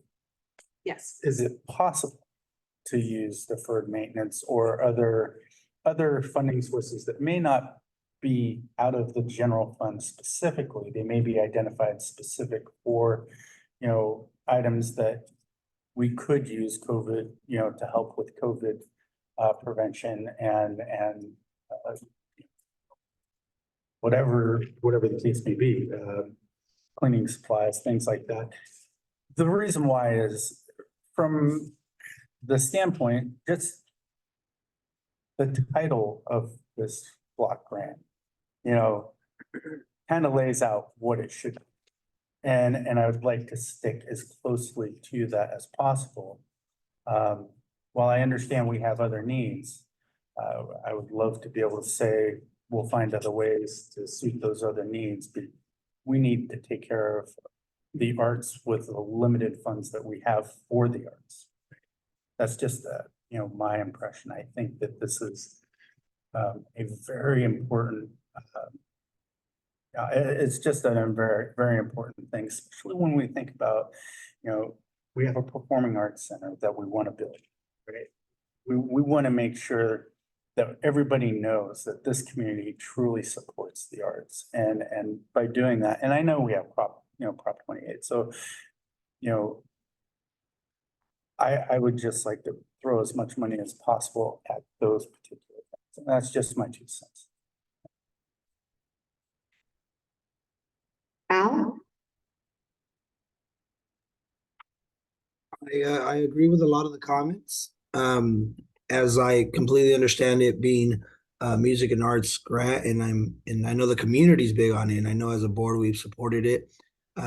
So no other comments other than the ones I've already been made. Anna? I'm hearing it, definitely hear the plea. So if we can get the arts in this grant, somehow, some way, that would be great. Thanks, sorry. I just want to add one thing because I think, especially to the point of the air filters and cleaning supplies that you're speaking to, I mean, that's the one that's like, and it's over $1 million. So thinking about, buying, for example, instruments and how many instruments we could pay, I agree, we'd much rather, change. So that's one thought, is in looking at the instruments that we would need to purchase, especially as we add band to a school that has not had it. And then I know some districts, as you do loaning and whatnot for those instruments. And I think that that could be a very valuable use of one time for the consideration. All right. And that is it for that informational item. And now update on Expanded Learning and Opportunities Program, Autry Streak.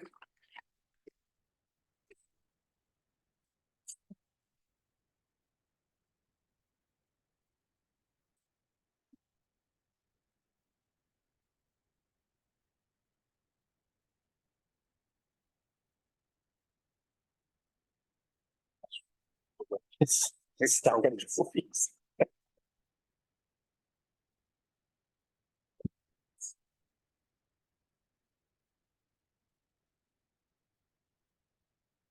Good evening again. I am joined by our director, Rahule Adabaki, who will give us an update on our ELOP program, some highlights from this year, and just a reminder of our plan and what, some future ideas are. And our coordinator, Ryan Carroll, will co-facilitate. So I'm going to turn it over to Rahule. Thank you.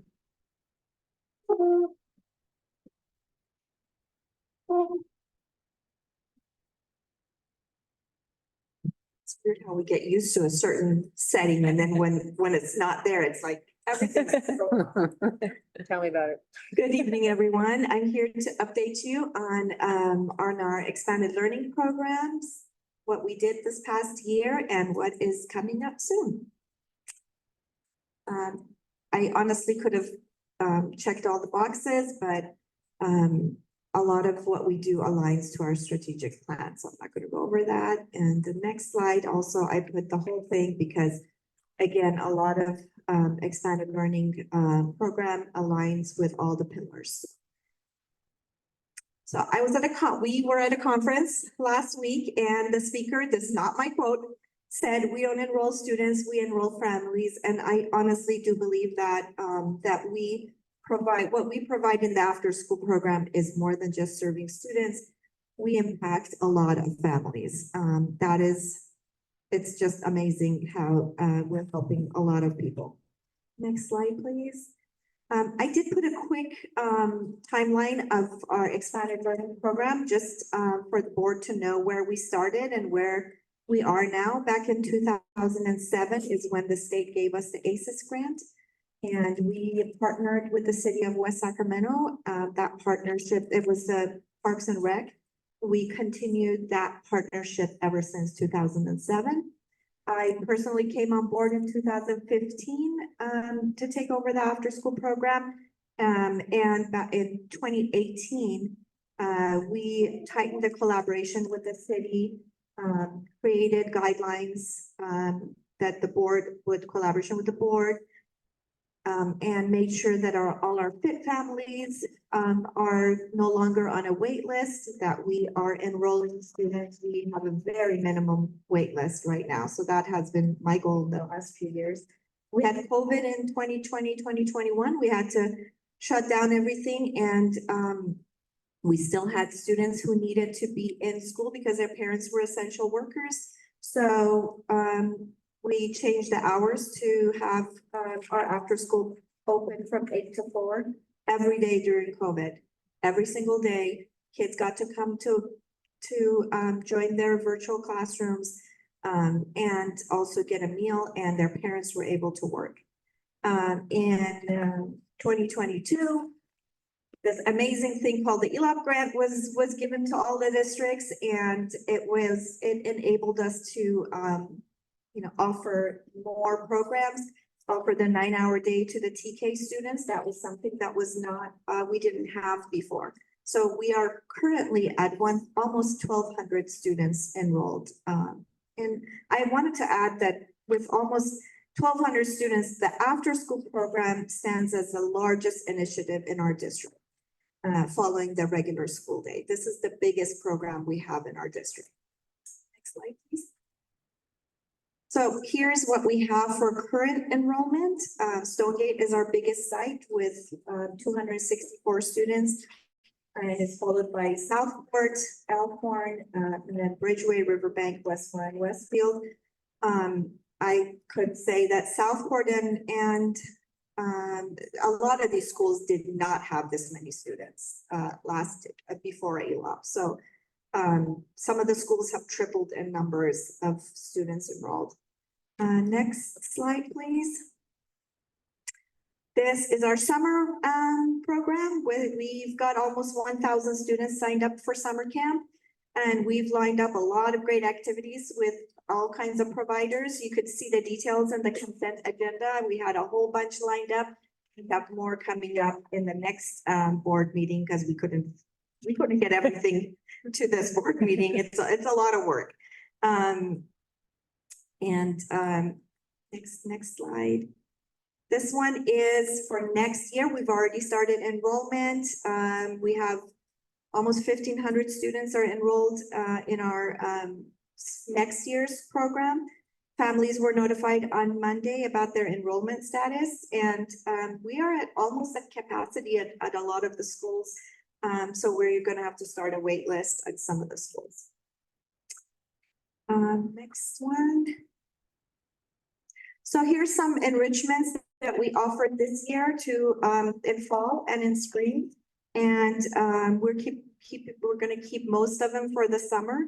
I wanted to note that we do not have to offer this many programs. We really can offer just one and say we offered soccer for the summer.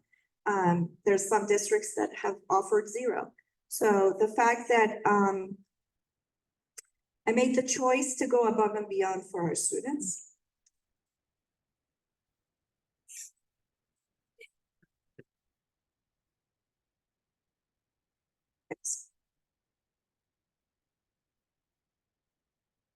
This one is the literacy program, and we did this one. This is the same as last year. The literacy academic enrichment was really, really well taken with our teachers. I have teachers calling me, and this never happens. Like, are you going to do this again? We would love to teach again. And I'm like, oh my gosh, for summer, you want to teach again for summer? So that was a huge success with this program. We're going to continue for this year. The quote down there from Jessica, one of our 4th graders, she was, out of all the enrichment, she loved Lit Camp because she really didn't know it was an academic enrichment. She thought it was just this fun camp thing that she would. So she loved it. Next one. This is just a rough draft of our summer program. Ryan and I are working on it to make sure that we have grade level and then we'll print it and have it ready for the parents. There is a Olympic theme going on this summer with our after school program for summers, because just to align with the Paris Olympics. So Ryan has this whole thing going on. I'm gonna let him explain the Olympic part. Yeah, so I figured this would be, last year was our first year doing a summer program, so I was like, let's take it easy and just kind of have a little bit of fun. I've done summer programming in the past in other districts where there was always a theme that was kind of like a disguised learning academic day. So I dug back into my old bag of tricks and was like, oh, this is an Olympic year. I will say one of my favorite and first summer theme was an Olympics theme back in 2012.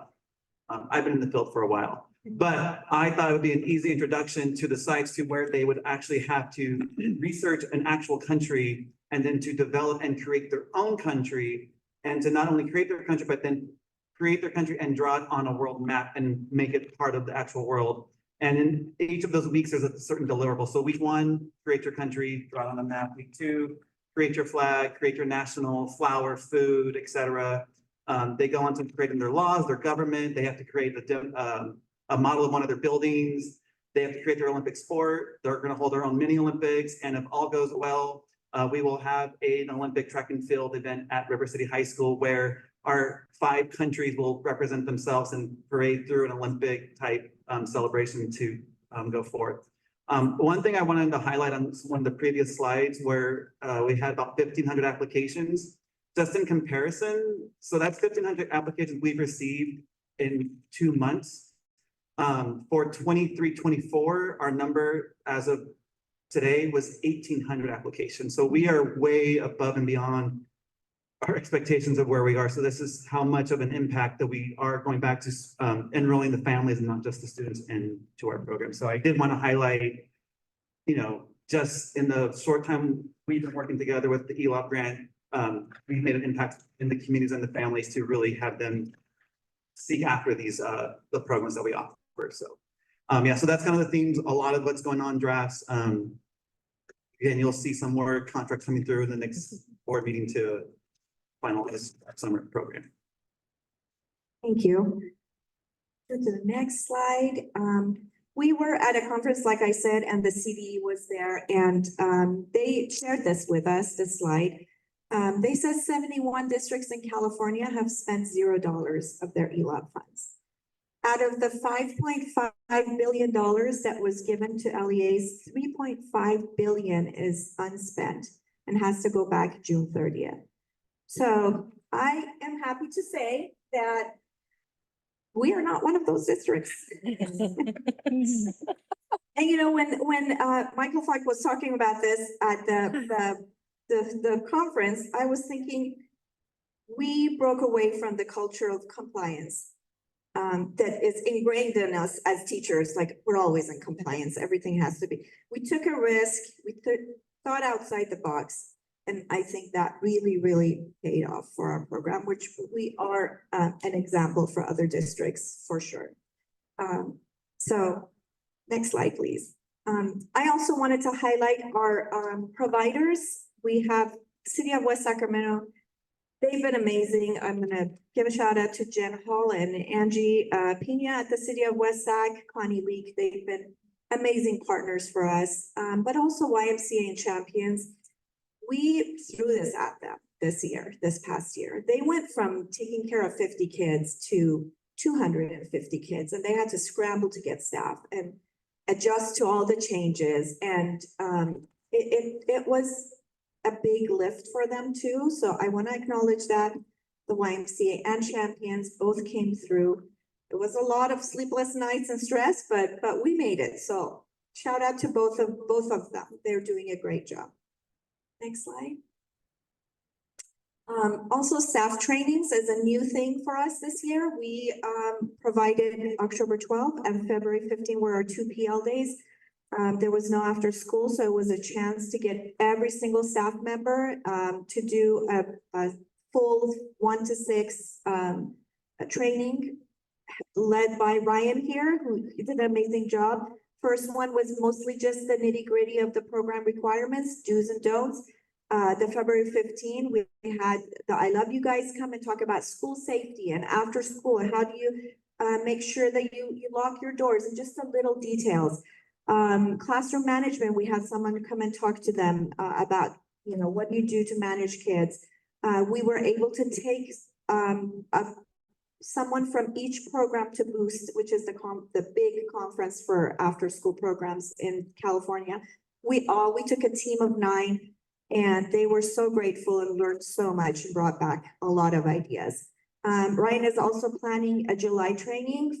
It's a 3-day training to go over district rules, give them some academic training, go up over safety updates. So it's just great when you have now everyone together as a team. So it's not just West City of West Sag champions here, YMCA here. We're all talking together. So it makes a bigger impact. Next slide. And as far as what's next, I feel like we are going to, we do have a program plan that's sent to the state. So we're going to stick to our program plan. We are going to try to increase our after-school tutoring, partnering up with maybe our own teachers. I think the best tutors are our own teachers. I have not met a good tutoring company other than our own teachers. I think that would be a great use of the funds.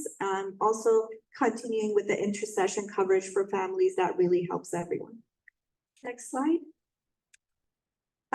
Since we've been talking about special ed and trying to get help for our students and make sure that we are supporting our students, we put in language from the grant about students with special needs or students who need extra support.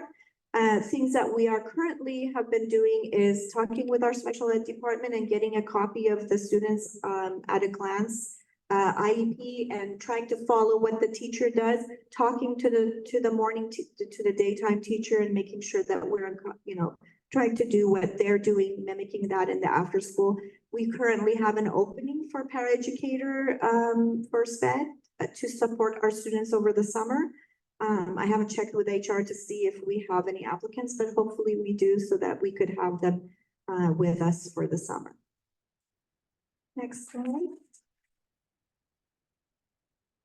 We put some pictures together from all the stuff that's happening, making tortillas, and math science was here. We have soccer now at all our sites.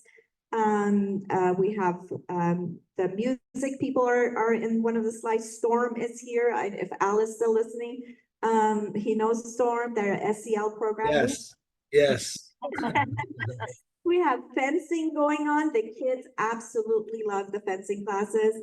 And we had early engineering. We had kids doing all of that. So there was a lot going on in our after school program. There is a next slide. If you could play the video in the next, it's a really short video where students in Riverbank made in the after school program, the students made the video with the after school staff. I'm a kids on staff. Of course, all our ice packs will be soon. We're kids on kids. Of course, we're all staff. We're kids on kids. Of course, we can't cross the line. I'm on notes. I'm a Riverbank kids on staff. Of course, I have my own classroom. I'm a kids on kid. Of course, I always ask for the second when I want to go hungry. Thank you. I'm a kids on staff. Of course, I have to take my car everywhere with me. I'm a kids on staff. Of course, I bring everybody's supplies. I'm kids on staff. Of course, I have to walk between kids on the bus all the time. We're kids on staff. Of course, I look you one if they want one to the kid, but I don't. You can't say that. No. We're kids on kids. Of course, all of our staff know all of our business. Yes. Of course, we're talking to our kids. And I mean, Of course, I have to walk through my side view to switch channels. Hey, Ryan, can you choose the channel, please? So true. I know, the kids are so cute. They made that with the help of the staff. And this is my last meeting, so I did want to thank you. When I came to Westfield in 1998, I really thought this is my home.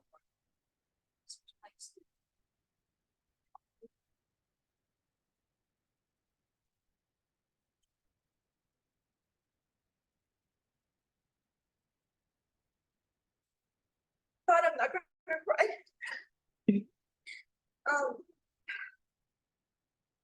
I wanted to thank all the students and families that I served and all the teachers and all the admin. It was a huge privilege.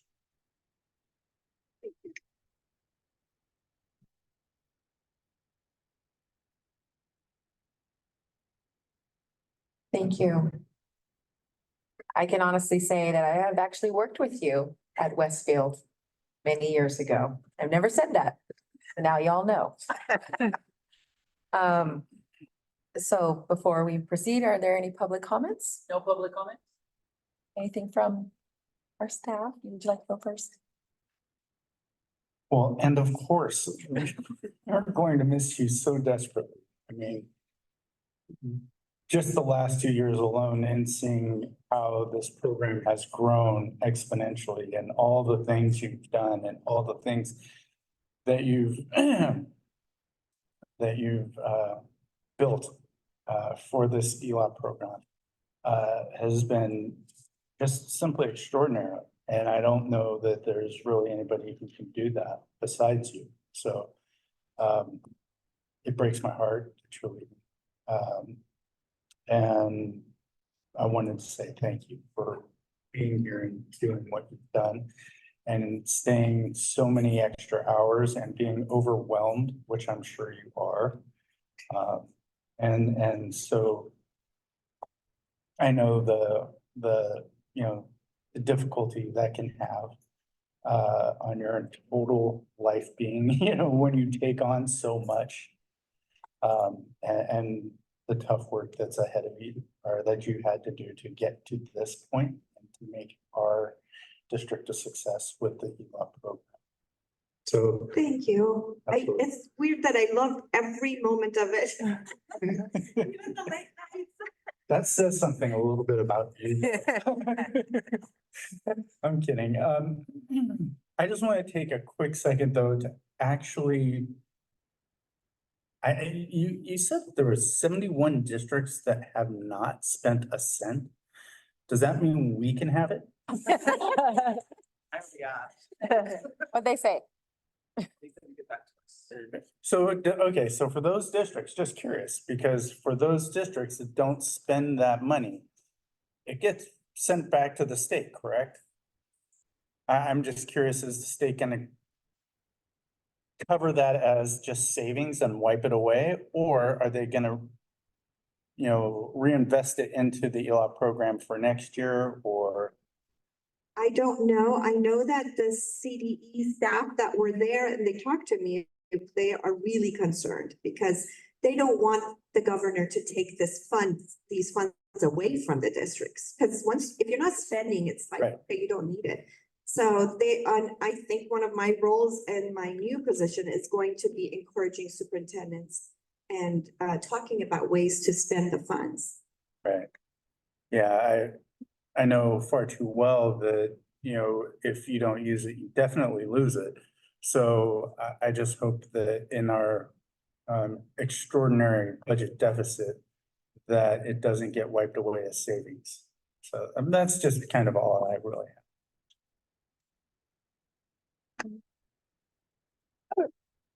You made me very sad too, and I was very sad to see your name, Rahali, on here, but let me just speak as somebody who's in one of those districts. Let me tell you about sitting with a kid, just today, a middle school student who is struggling with phonics. And we were going over, her progress monitoring, we were talking about it. She looked at me and she said, "Is there any summer school I can do?" And there's none for her. There's not a multilingual summer school for her. There is not an enrichment summer school for her. Yet we're hoping, they haven't even sent out invites yet, but last year, a school of over 800 served less than 10.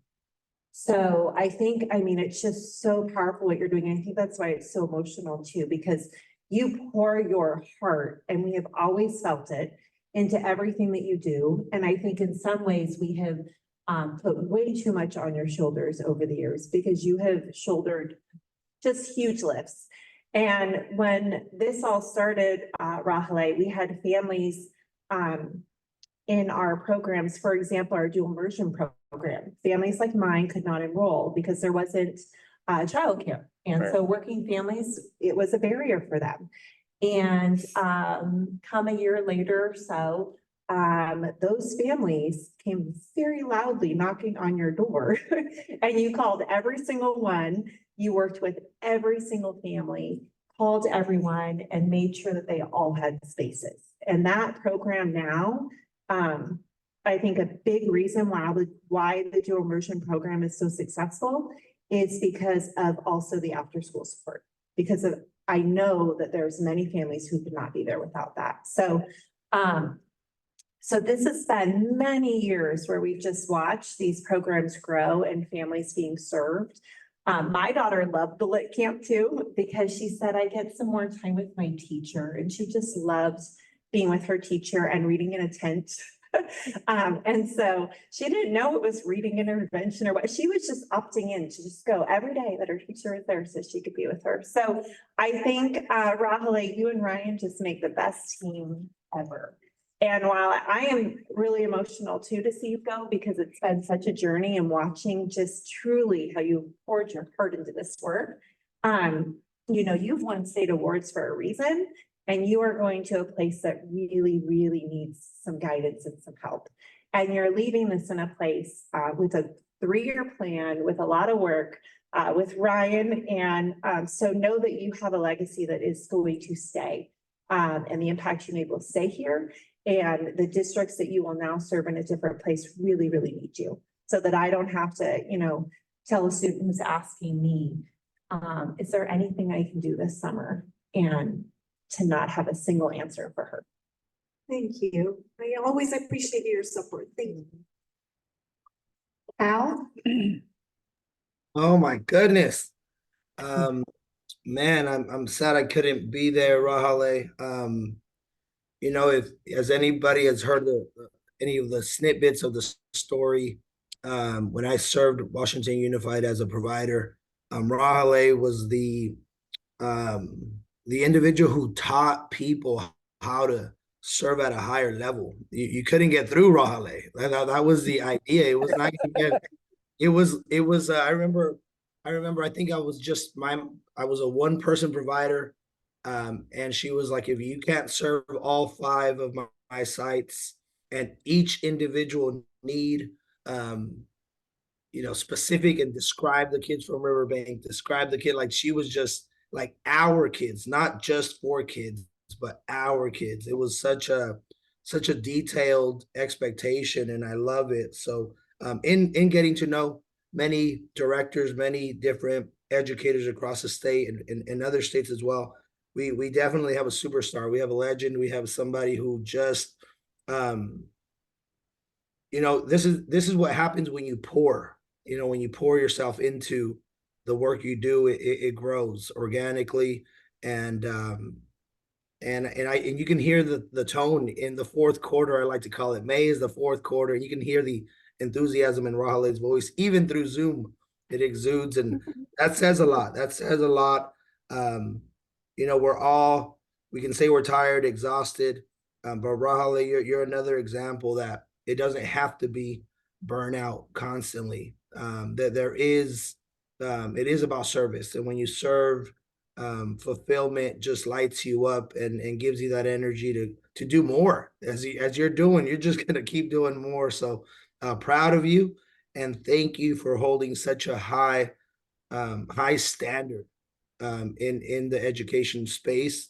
I know our students and our kids and our families definitely gained a lot from having you be their voice for so many years. So gracias. Thank you. Thank you so much. Anna, do you have anything? Right. It can't be said enough. Thank you for everything that you've done. We know that there is a legacy here, and we also know that there's a blueprint. So Ryan, he knows what's expected and what to do, and he probably has you on speed dial. So in case he ever needs hey, what do you remember this? Can you help me out? I'm looking forward to hearing about all the things that are gonna be happening this summer. Olympics, yes, I'm all about that. For those of you who didn't know, this used to be an elementary school, and during the Olympics, there was an Olympic reading, and all around the school were caterpillars. It was like the hungry caterpillar of everybody who would read. They would put them up in it was like this huge caterpillar all around this cafeteria, and it was with the Olympics, and they did an award ceremony. I think I still have it on VHS. And Look how you remember. They're Yeah. all remembered. I was like, VHS, grade. that's lit. I'm being serious. Like, those are the memories that I remember, and those are the memories you are all instilling in our youth. And they're gonna come back to those halls, and they're gonna remember what you guys did for them. It is impactful. So I can't thank you enough for giving our youth, our kids, those memories. So thank you. Thank you. Thank you so much. And on that note, that's all I got. All right, thank you. Yeah.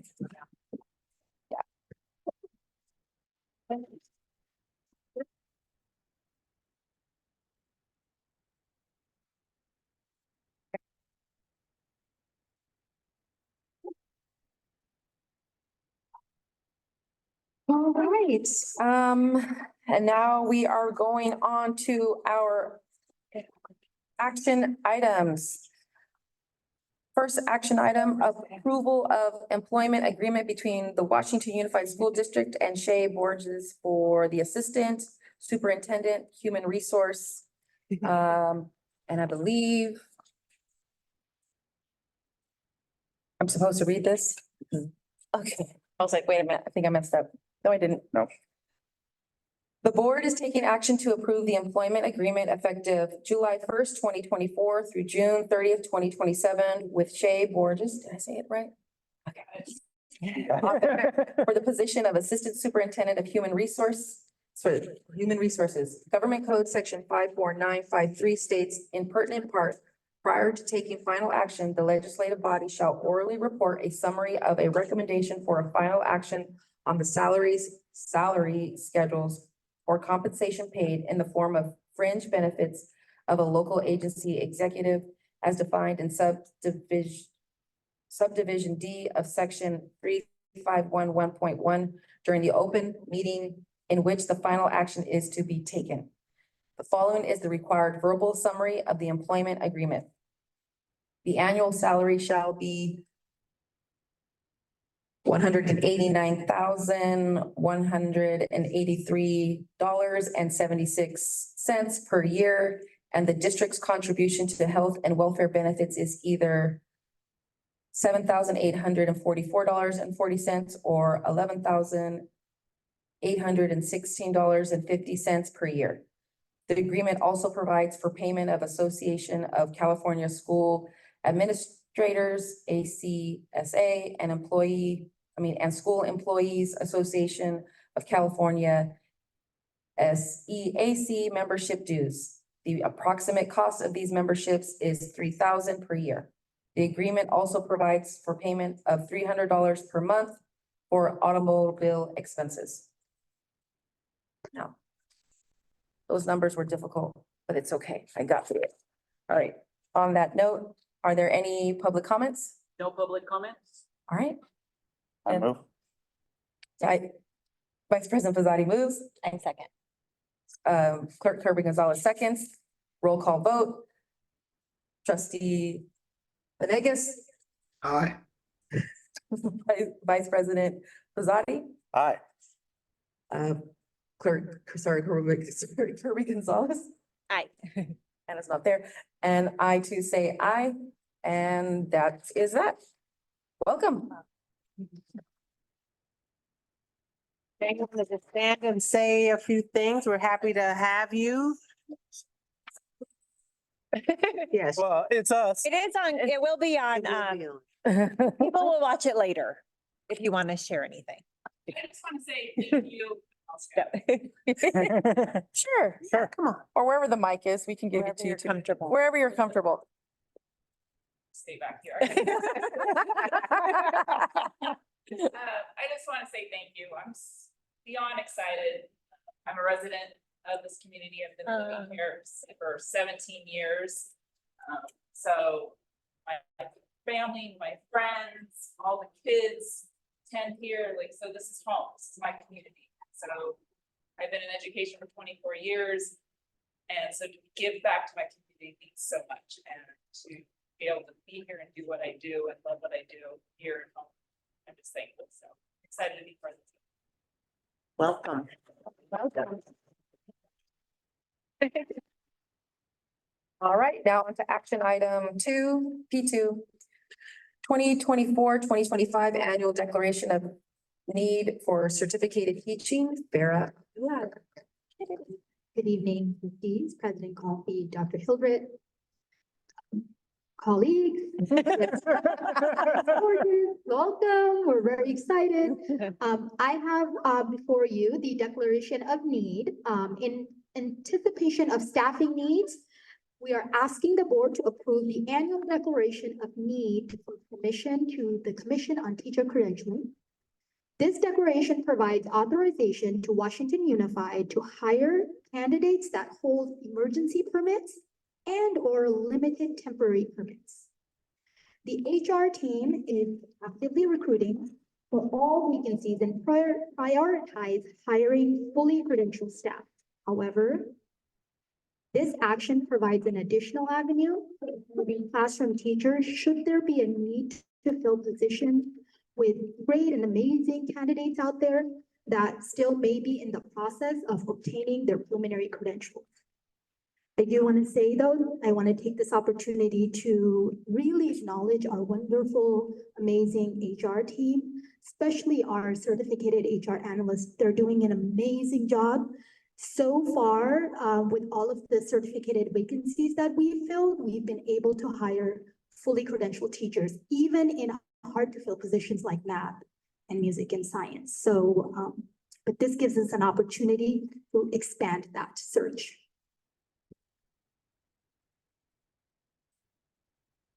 All right, are there any public comments? No public comments? Any comments from the board? I just want to say thank you as well, because we look over these agendas, we look at how many openings there are, you know, how many kids we'll have who might not have a teacher that first day, and your team, and you have done a wonderful job of really making sure that we have quality staff in our schools. So I want to thank you for that. You are absolutely welcome. And with that, I'll move. Second. Clerk Kirby Gonzalez moves, Vice President Bizotti seconds. Al, did you have anything you wanted to say? No, I'm okay. No, I didn't have it. Thank you. And on that, now roll call vote. Vice President Bizotti. Aye. Clerk Kirby Gonzalez. Aye. Trustee Venegas. Aye. And I too say aye. All right, and now the action item okay, which is now P3, the approval of the Yolo County Freedom School Initiative. I can take that because I pulled it for clarification, so it was on consent, so typically we would just approve, but I have just a couple of questions. One would be if this says it's for Yolo County, so expansive, and I didn't think I saw it in the contract. So if a student is from another district, I believe we have some from Winters, then will you tell us what happens with that payment in terms of what that looks like? Yes, thank you for that question. If you look at, let me make sure it's in the, our total contribution is $133,750. And that only includes cover our portion. The balance would be from ascending district. So it was an opportunity open to all of the districts in our county. And Winters was the only district who either had the capacity or where it wasn't so far, but they're sending, I believe, 7 students. And the balance will be WUSD students who will be served. Okay, wonderful. And then my only other piece is just a comment that maybe as we look at how this goes this year and funding, since we have, you know, ELOP sites running already with site secretary and health aides. We look at how it's running and that next year potentially see if the need is to still go through Yolo County doing this, or if we can just work directly with this vendor, because then it seems to cut out some of the pieces in terms of the hiring and whatnot, and we could still potentially open it, I would think, to other districts to do that. So that would be my comment moving forward. Thank you. And with that, I'll move. And I'll second it. Can I do that? Yes. Okay. I like a second. I was like, all right. So, and now roll call vote. Aye. Vice President Pizzotti. Aye. Aye. Oh, okay. There you go. You guys are all beating me before I say, okay, but everybody said aye, and I too say aye. It's late, sorry. And we gotta go back. So now board governance, approval for a curriculum council board meeting to attend the Unbound Edge Standards Institute Conference out of state, June tenth through thirteenth of 2024 in Denver, Colorado. Dr. Cheryl Hildreth. Thank you, President Coffey. Yes, we're bringing this forward as part of our long-term instructional plan that we've shared with the board, and the board has been gracious enough to really hear the feedback from our Ed Services team, hear the feedback of our teachers who stayed till 11 o'clock last board meeting to share the impact of the Unbound Ed.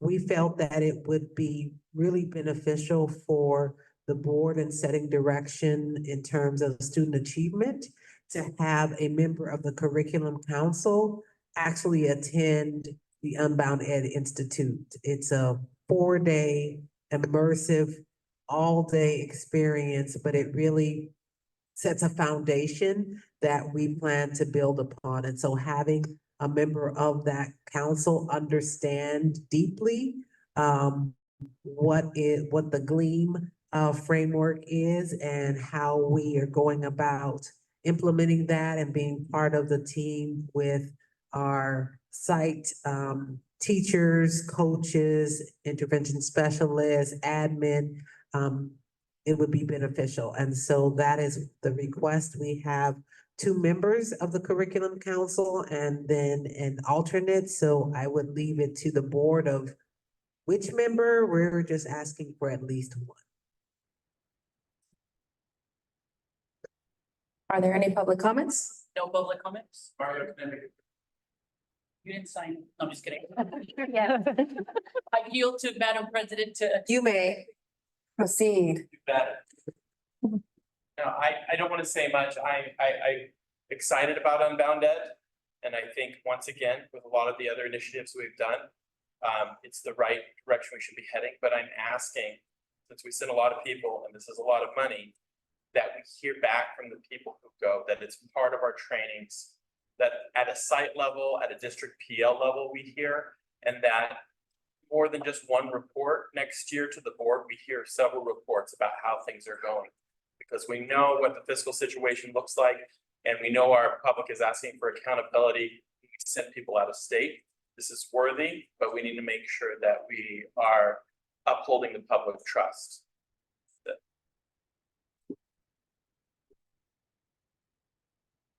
Thank you. All right. Any comments from the board? I was gonna ask Al, but it's okay.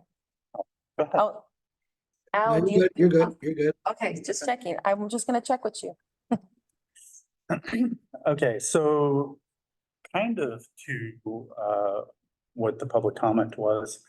I'm very sympathetic to that, especially as the budget deficit looms and cuts may be in our future. Going to out-of-state conferences, no matter how good or great even they may be, I can't get behind that. If we can find some ways to have them done locally or have, our staff be trained in a way in such that they can be the presenter, or if they can train their colleagues. I would certainly think that that would be beneficial. I do believe I recall hearing, last board meeting that there was, a kind of a mini version of this local in Stockton, but,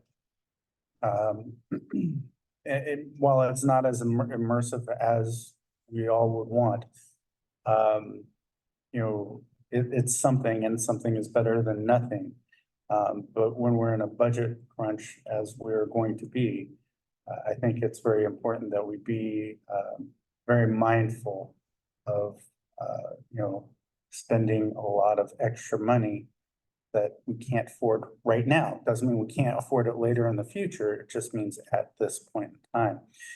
I will support this now. As I said, I will, going until the start of next year, or next school year. But after that, I will not, so. Sure. Okay, sure. When this first came to me, this thought, we last board meeting, we spoke to this and I asked a lot of questions about, could we bring the trainers out here with all the money that it's gonna cost? You know, is that a cost savings? And could we spread it out over time?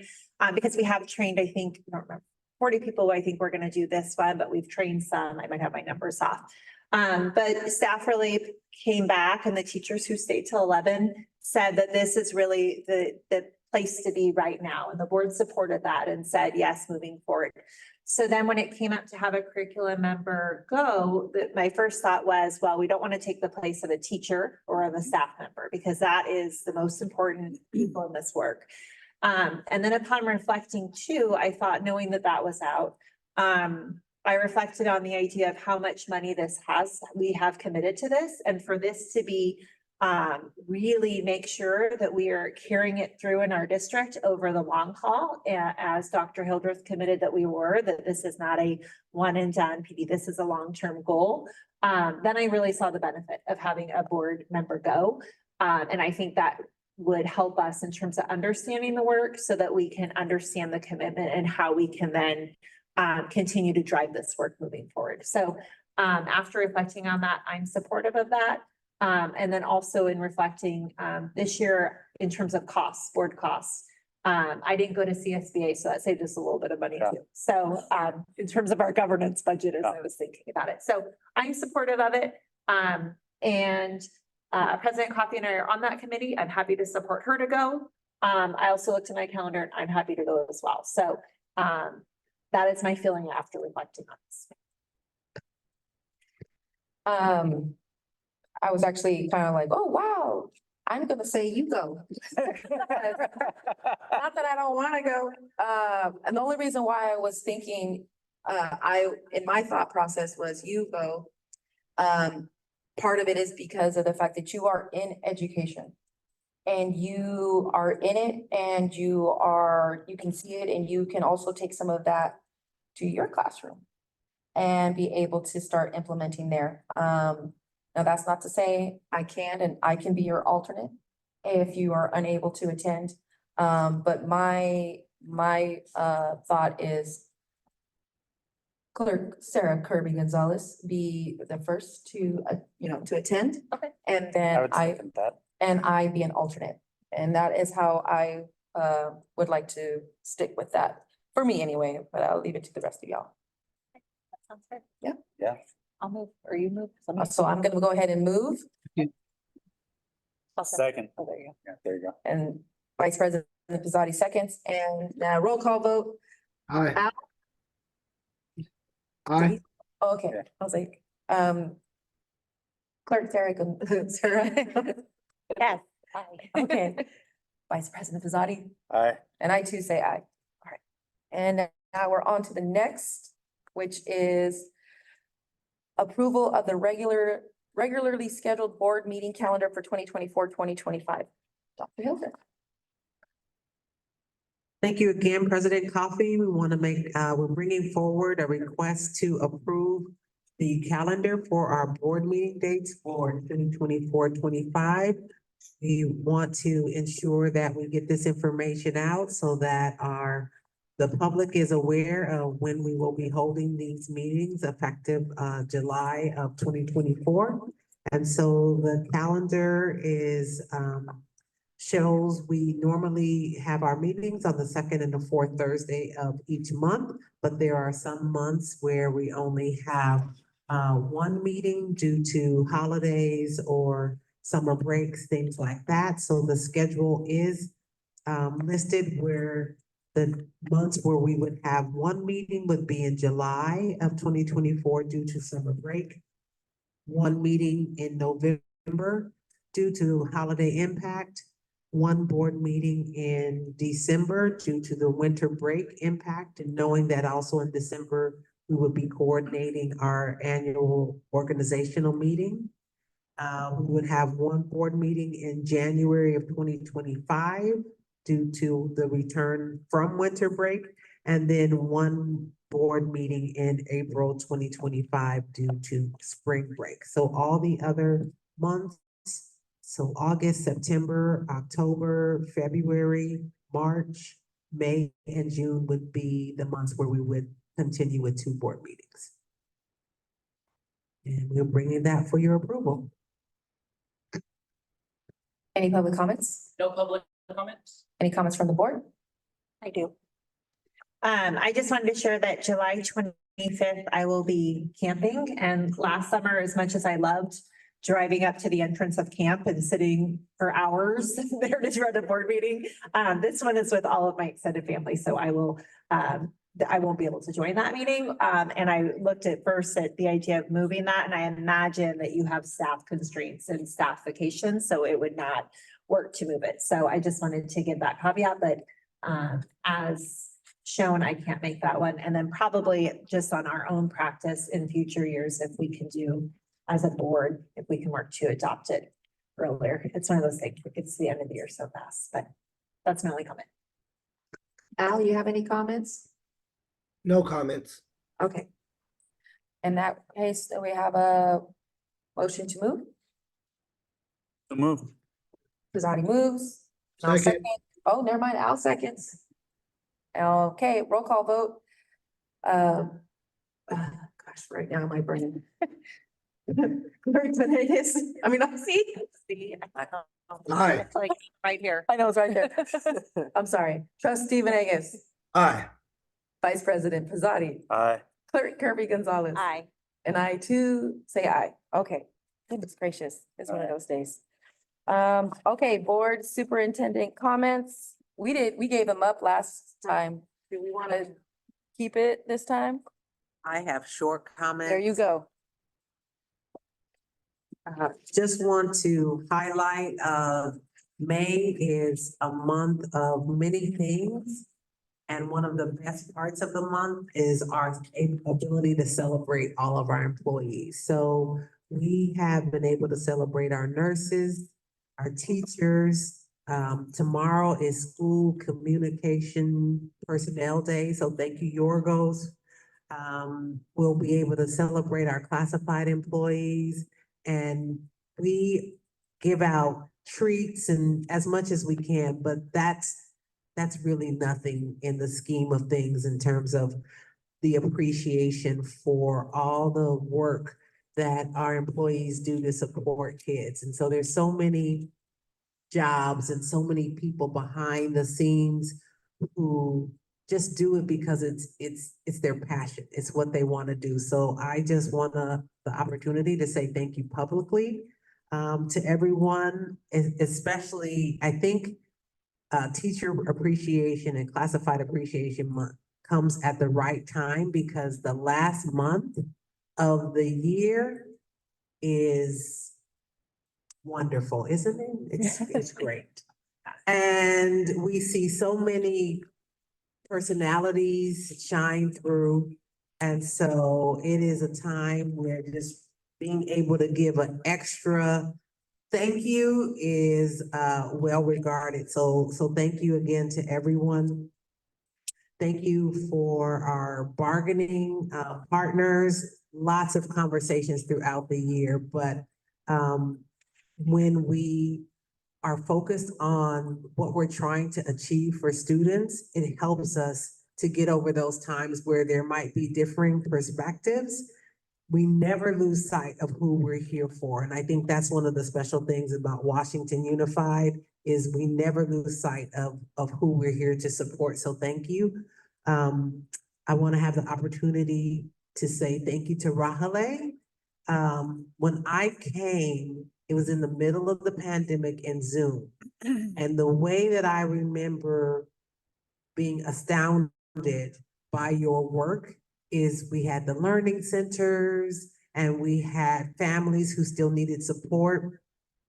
And it was a weekend and I got like an email on like a Friday night and the parent was in a panic and Rahale, I called Stan and Stan said, well, call Rahale, and like magic happened.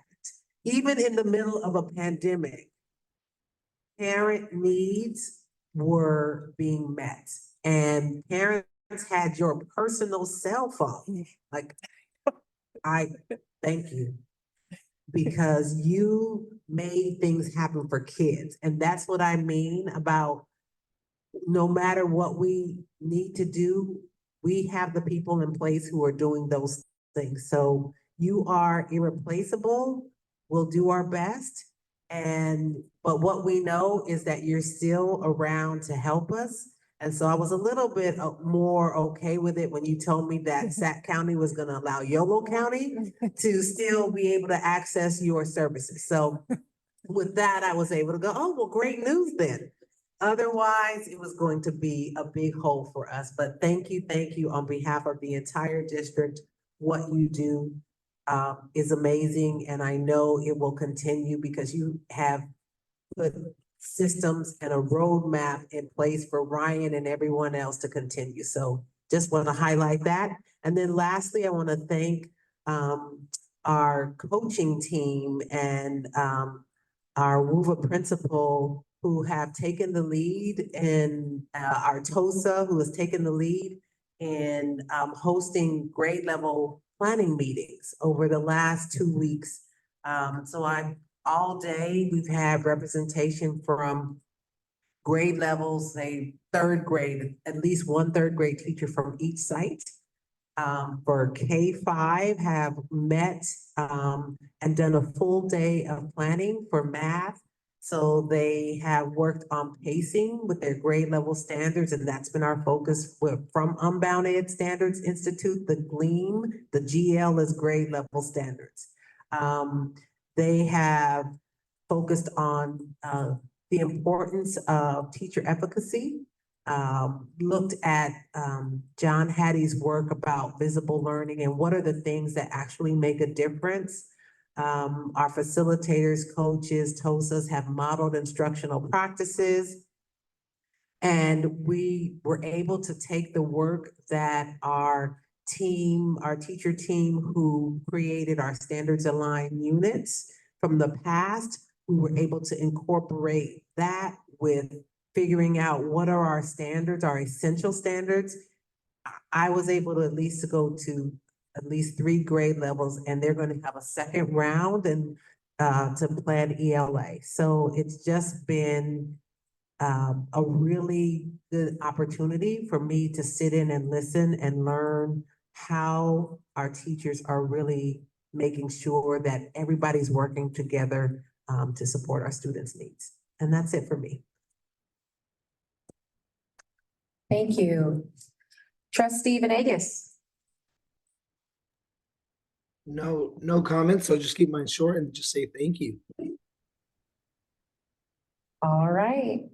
Clerk Kirby Gonzalez. Thank you. Okay, I will update you on our city school 2x2 meeting that we had on the 6th. One of the pieces that we talked about, and I'm sure that Vice President Pizzotti can value add to any of this, but we discussed our Washington Unified and West Sacramento Police Department coordination. Within that, we talked about what we're doing for safety on campuses in terms of, I was happy to hear that Chief Strange told us that the third-party vendor that we had coming on to our school sites and evaluate them in terms of their safety for kids, he felt was a really good company. He spoke highly of that. We also talked about the West Sac PD looking over those plans as well. We talked about having some sharing some information with our families of that work that has been done, while our safety plans remain, the specifics remain confidential because we want to ensure the safety of our kids. It's important for our community to know that we're doing this work. And so we talked about sharing that with our greater community. We also spoke to bringing in community voices in terms of a possible community meeting about the work that's happening around safety. And then we also talked about school resource officers. We talked about the city budget. It would need to be about $200,000 for the city, about $200,000 for ourselves. They spoke to their budget constraints and to their hiring constraints at the moment. But we committed to having ongoing conversations in terms of what a reimagining of that position may look like. But it would not be something that would happen. We, of course, don't have our board direction, but it would not be something that would be happening within the next few months because they have a huge shortage in staffing, as we know. But this is something that we were interested in having ongoing conversations about what potential opportunities are there for partnering and reimagining some work in new ways. And then the other piece we talked about was Wi-Fi at the parks on district property. I was specifically brought up right here because the kids that play softball here, we talked about, as you know, Olive Bright Park is just full all the time. And so we talked about the idea of having Wi-Fi where the kids could do their homework, you know, whether they're waiting for siblings games and whatnot, and the opportunity there. So they already are doing some work in looking at their Wi-Fi space. So they're adding that to their list of potentially being able to do that. And then we also talked about joint use agreements. We have some really exciting things happening in that one. West Acre Park is the skate park right across from district office. So they talked about their plans. They want to break ground, I think, this summer. And then we also talked about Westmore Oaks. And we, as we work on that, they're still committed to supporting that. We talked about, though, for the district side, at least getting our irrigation and grass up and ready for the fall so that our kids can use that and be out there for a safe space for their physical education classes. But with more work committed going forward there. We talked about the overpass. They're going to have a ribbon cutting for that. So we talked about that. That is on district property as well, over by the Clarendon campus. And then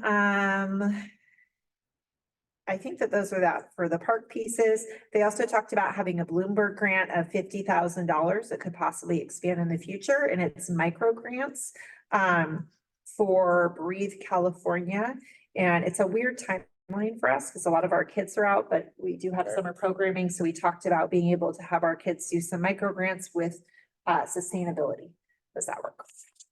And then the other piece we had our curriculum counselor, which was also pretty exciting. We talked about, they brought forward math adoptions for the high school and a lot of notes on that one. I don't need to tell you all of the notes. But they talked about using open math versus reveal math. Those were two of their pilots.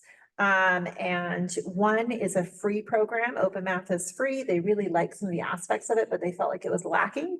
And so they're going to bring forward Reveal Math to our board meeting. Because of timing, we're going to have the public hearing and then the vote for adoption in the same meeting so that hopefully we can move forward on that curriculum.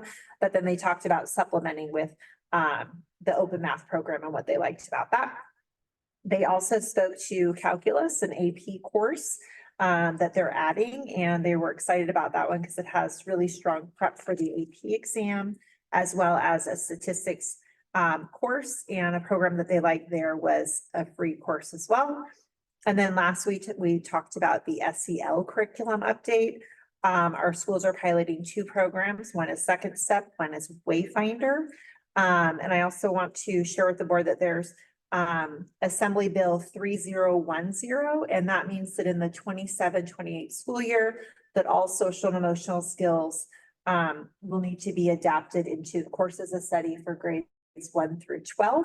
So, and then 7th and 8th grades specifically need to have one semester of course in SEL. So this is preparing us, getting some SEL curriculum, but that is our long-term goal of where we need to be. Okay, and those are all of the updates with that. And then I just wanted to share as well, when we think about the impact, as you spoke to all of the staff make on our kids, of course, we're parents up here. We all have kids in the district. And so as a mom, I'm so grateful for everyone in this district, all of the work that they do. My daughter stayed late at school today working on a STEM activity because this Saturday her teachers are giving their time so they can do a STEM competition that they're doing. And so to all of our staff, I deeply, deeply appreciate you as a mom, but also as I think for colleagues, it's so important that we have people there for us to work with who build us up. And I was telling a story today.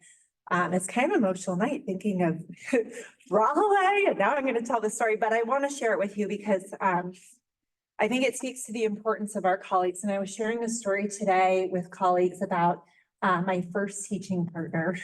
And when I was getting ready in my room, two parents were at my window. And my new teaching partner comes up and goes, "Oh, do you have a child in the room?" And they said, "Yeah, the teacher." It was my parents.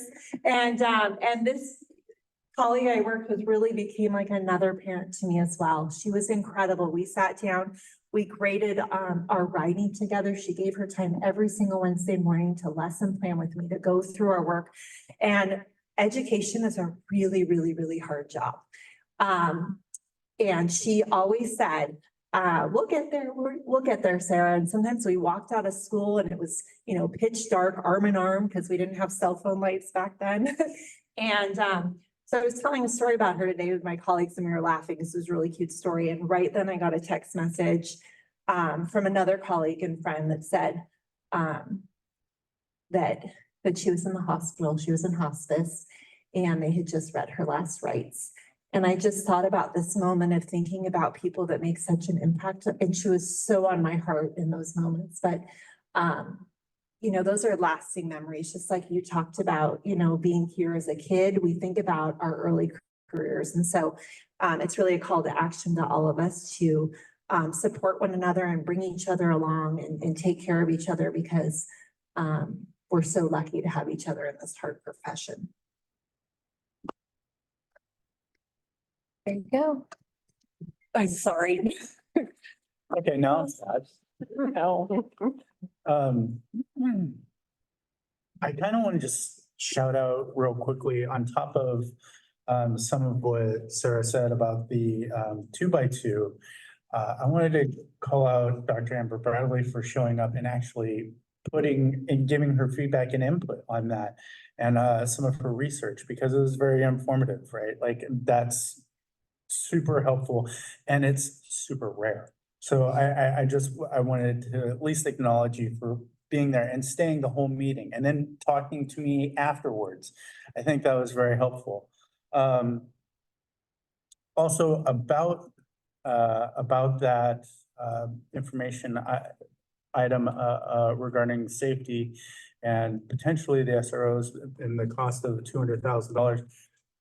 One of the things is that there is a ballot initiative, I believe on the November ballot that the city is putting on that is a tax increase that will go towards police and fire and recruitment and retention of law enforcement. So right now, I think there's only about, I want to say, on any given shift, 10 or 12 officers. It's just an incredible. 10 or 12. During the day shift? No, I don't think. less than that? Yeah. Oh, I thought there was more than that. They told them over from overtime. Okay, well, it's less than that. Regardless, that's an incredibly small number. And in a city of, 50,000, that is really, really tiny. So I hope we all think about that if we live in this area about the November ballot initiative. I did want to comment about something my daughter happens to be at right this very minute is Sly Park. So I can't tell you how excited she was. I mean, she was super excited to go away, get away from mom and dad and hang out with her friends for an entire week up camping or like camping you know, and be out in nature effectively and see all the things that we have in nature, because she's not that kind of kid. That's generally not what we as a family do either. So this is really her first time getting out and experiencing that, as well as being away from mom and dad for an entire week. So it was something that, you know, I'm personally having some Izzy withdrawals from. But it's definitely something she was excited to the nth degree. I did want to mention, I testified, not this week, but the previous week on AB 2351. And a little bit about AB 2351 is it provides school districts with the authority to have some sort of, you know, ability to reach kids after school hours if they have some issues on social media of bullying, or if they're, you know, in situations where they are, you know, being abusive to either a school site or anything that could potentially be an after-school hours incident. That we, because it's during school hours, we really have no reach, right? Like, we have no ways of implementing restorative practices. We have no ways of, you know, implementing, you know, any sort of behavioral directives, right?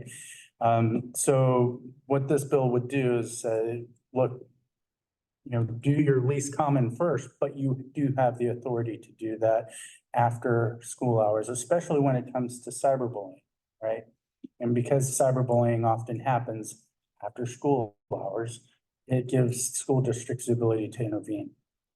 And then finally, I just want to say again to Rahale, thank you for all that you've done.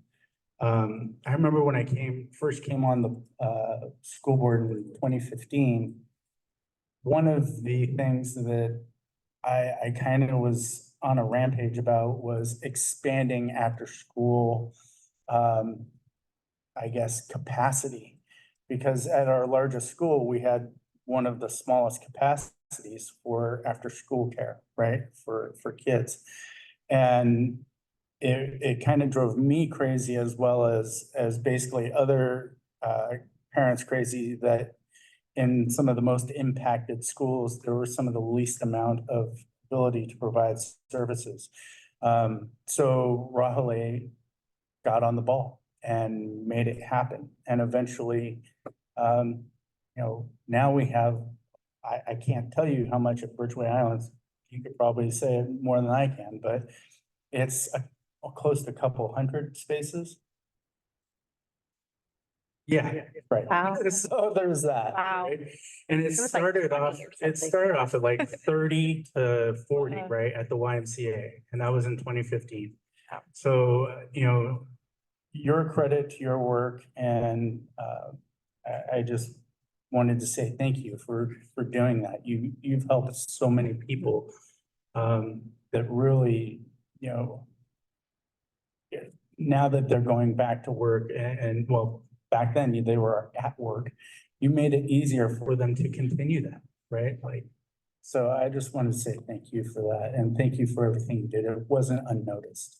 Maybe we don't say it enough, but it was certainly noticed by me, and I just want to share. And just for the record, the number was 270 kids now, right? Only because I don't think anybody heard her from that far. Wow.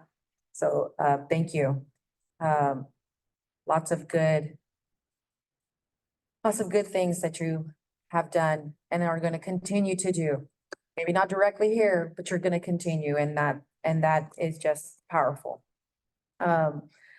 So with that, I'm glad to hear that we're going to be having ribbon cuttings for the overpass. I want to make sure that we have a ribbon cutting for that YOLO ball, you know, for that. Because it's gonna come, and when it comes, it's gonna get built. And it's gonna go up.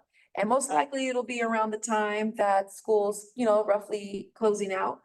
But I saw Mr. Dennis, and we talked, and we want a tourney. We want to have a ribbon cutting tourney. And invite, a tournament, and we're gonna invite. I'm gonna go ahead and say it. I don't know if he was thinking it, but I'm gonna invite past and present handball.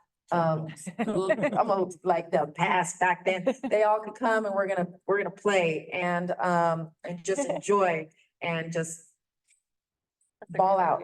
I'm just saying, just ball out. And I think it's gonna be great because those kids and that whole area, the YOLO just deserves it. And I'm happy. It being his last year, I think that he definitely, we can have big old cookout barbecue. I mean, let's do it. I'm just saying. All right, in addition, while I was there at YOLO for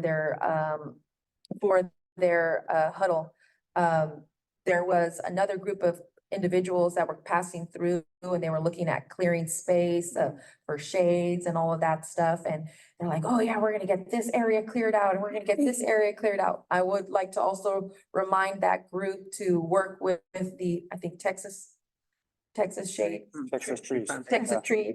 I can't remember. I was gonna say hold them, but that wasn't right. And make sure that whatever it is that they're doing at the sites are not that they're working together, making sure that one tree that they thought they were gonna plant a tree, that in other words, they're gonna plant the same tree or a different tree in the same spot, that they're working and collaborating together. And so that's pretty much what I got. I'm trying to make it short in comparison to what I've done in the past, but this is great month for so many recognitions all over the district. And there are so many that I'm just thankful that we have a recognition luncheon, dinner. I can't remember. My calendar is all over the place. But then we're gonna recognize them and it's gonna be amazing to see more smiling faces. So on that note, we got more going on.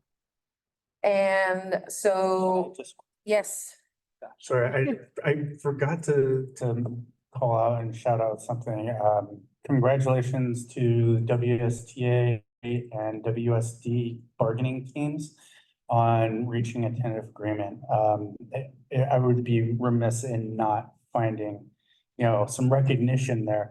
And really, I wanted to especially call out the usage of IBB, interest-based bargaining, because I think that makes, I think it makes a difference. And it's something that I learned about at a CSBA conference, and I'm thankful that President Knapp and his team invited me to the training so I could see what it looks like in person.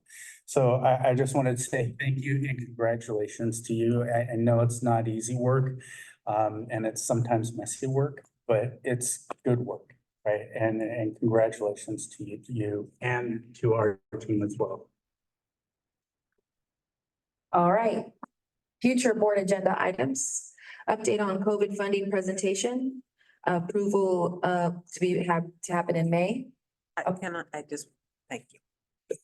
For that particular item, I'm going to request to move that to June because we want to talk about the end of the year funding, so we need to be able to include May's purchases in what we present. So we would like to move it to June. Okay, so that will be moving to June. Approval of the board governance calendar for 2024-2025. Also in June. Just did that. I thought we just did that, so I don't know why I was a little confused. A different calendar. The long. Oh, the bubble. Oh, okay. Not the board meeting calendar, board governance, like what topics. Got it. Okay, thank you. The resolutions calendar? It has all the work that you want. Okay, so approval of the board governance calendar for 2024-2025 in June. Approval of the board governance handbook also in June. We also need to Might want to We need to space that first out. do that. We need to first do that? Yes. Yeah, well, maybe we push that off a little Why bit. don't we do that as a TBD? Yeah. Yeah. Okay, we'll put that as. Committee time. We're not yet ready. That's neat. Little ambitious. You were ambitious. And then safety resource officers, RSOs, TBD. Like to have that done in August at the start of the school year. So not during the summer when people are not here. So in August, Yeah, have a conversation and information discussion item. information discussion item in August. All right, are there any other additional items that we would like to add? Going once, I'm just- All right, well, in that case, we're gonna go back to our closed session.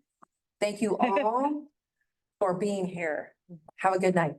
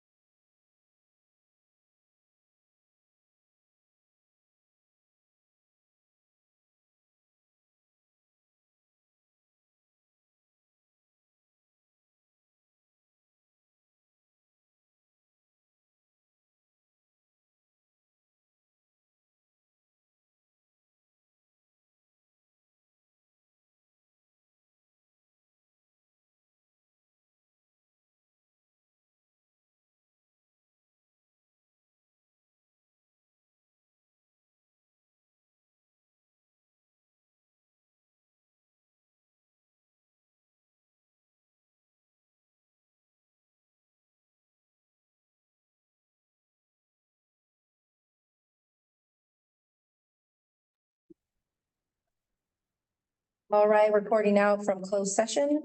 Government Code Section 54957, Public Employee Discipline Dismissal and Release, Information Received.